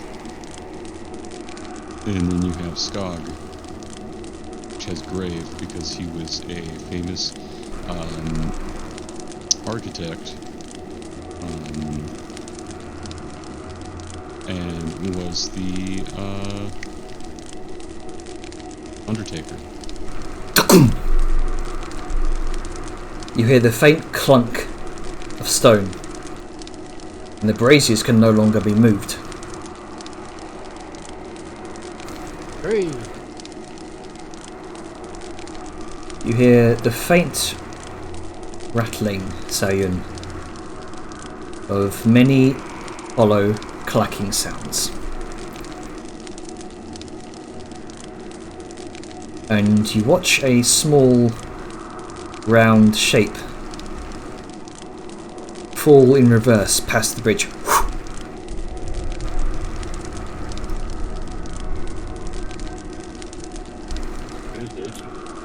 Do you mean get raised up? No, it just falls past the bridge. You said in Okay. reverse. In reverse, Falling yes. reverse. So it flies up out of the darkness towards the ceiling. Seemingly. From what Sayun saw. Interesting. Another shape catches the edge of the light. out in the dark expanse nearby. And this time you see it seems to fall upwards to meet the bridge's level and just seems to hover there out in the expanse of darkness. And you see it now, this is a skull, a bleached white skull. Yeah, I'm gonna tell the party what's going on.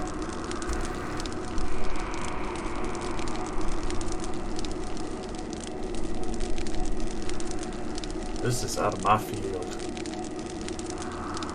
Okay, what's going on? Another shape.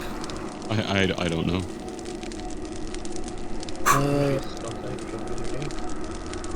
Let's see, it said... So the unlocked flames, like the cycle, the rays are falling again once more. Like, are you gonna get an army of skeletons now, Angus? You know, it would be pretty nice to have an army of ancestors to go ahead and help me out. It would definitely make cooking a breeze. Maybe they'll make a bridge. You know, wasn't there a bunch of bones? Bone bridge? Bone bridge? I've been to a place called Maybe Bone you did them Bridge. wrong.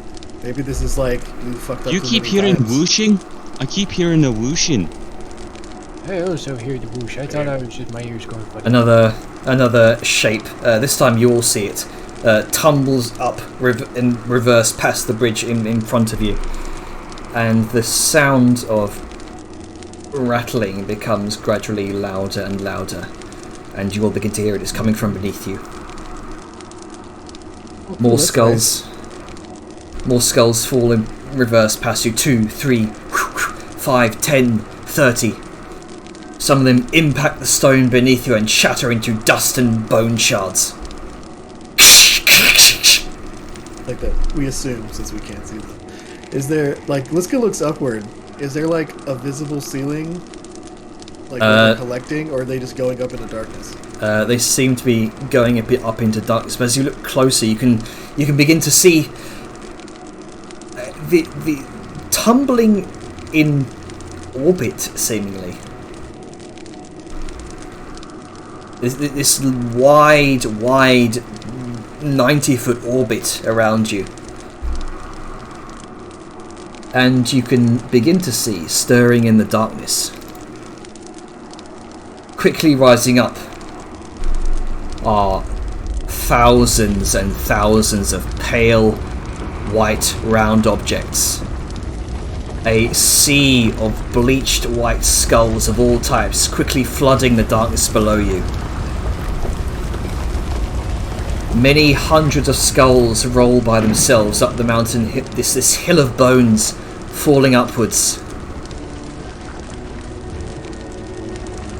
And they begin to tumble around you in this orbiting ring as floods of them starts to fill the gaps in the bridge. A great seam of blue-white light divides the other end of the chamber, and this enormous stone door parts with a rumble, granting you entry into the bowels of the Undercity of Morthholm. Bone Bridge! As terrifying and interesting all at the same time. Well, Looks like you kind of a shitty bridge. well, there's only one way to get ahead in life, Kranka. Ancestors could take me!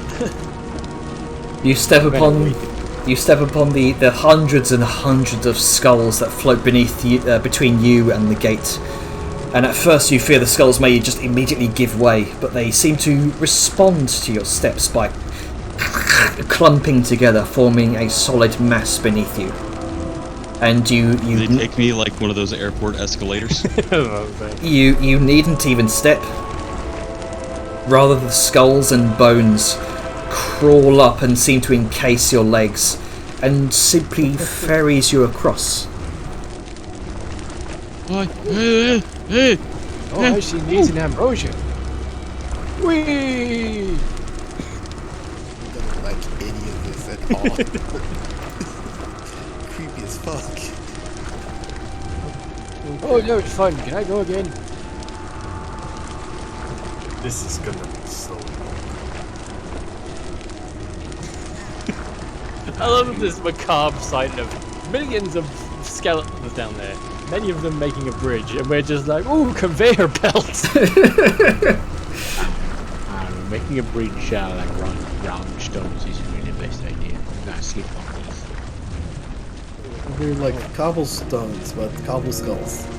Yeah, but the cobblestone is back. Best way to grab your legs.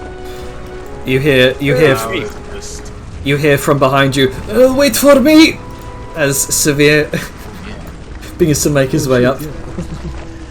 Oh shit, it's me. Italia. Yeah, Italia. Crazy. Sal just looks to the party and just goes, is this what they mean by telling you something without telling you something? Because this just reeks of, oh look at me, I'm so evil. It is Yeah. because you try hard, yes. Yes, just I mean, kudos for dramatic effect. Like, how do you even get this many skulls? I feel like these are like, I feel like some of these are fake skulls, or like copies. It's all about sending a message. You see, ancient times people used to Honestly, have to make I big want- displays like this. I Assert want their to power. think they're fake. Want to think they're fake, but Oh, this is weird. As you hear Severe approaching from behind you, and just stumbles and nearly falls flat on his face. I have a sneaky suspicion that they're not fake, since we're in the Moorbog and there's a lot of dead. Yeah. Oh, you'd be surprised the amount of people die in a century in one Yes. location. Yeah, can I take one of the skulls? Something You- happened when a Helmet stands back on. yeah, you can. You do you want to stand back on it? Yeah, I'm just gonna step on it. The skulls kind of begin to encase your legs once again and begins ferrying you back over. Whee! And Grunker, you kind of pluck one of the skulls from the bridge. It looks like a short, kind of stocky brow. This is a dwarven skull. Are they all dwarven skulls? No, actually, you can see a mixture of various skulls. You can see human skulls, dwarven skulls, dragonborn skulls, the rare few dragonborn skulls. You can even see a few rather larger skulls, similar to the type of skull that you saw in the giant's tomb. Oh, great. Nice. Here I come. These skulls have likely been here for thousands of years, far, far before Northolm. It's mine now. Helmet bumps into Grunker at the other end. Like, Oh, back I go! Fuck's sake. No. Okay, I think I've got it. and then he ends up on the platform instead of bumping into somebody because I didn't realize he was stood there until I got there. Oh, All right. Again. Moving forward. Okay. Okay then. That is terrifying. And with that, as you begin to enter the city of Mortholm proper, we will end the session there. Mm. All right. Bone bridge. That's pretty cool. Yeah, and it didn't Not expecting that. explode everything. Yeah. There were a lot of effects on that map without actually causing problems. So I think you're getting better at this, Jim. Yeah, it was just a matter of kind of activating things on cue, but yeah, maybe that's an update I need to install.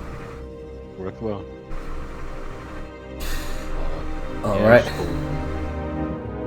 Well, I hope everyone enjoyed today's session. Yeah. It's pretty fun. Yeah. Visually very pleasing. All right. So I'm going to stop recording in 3, 2, 1.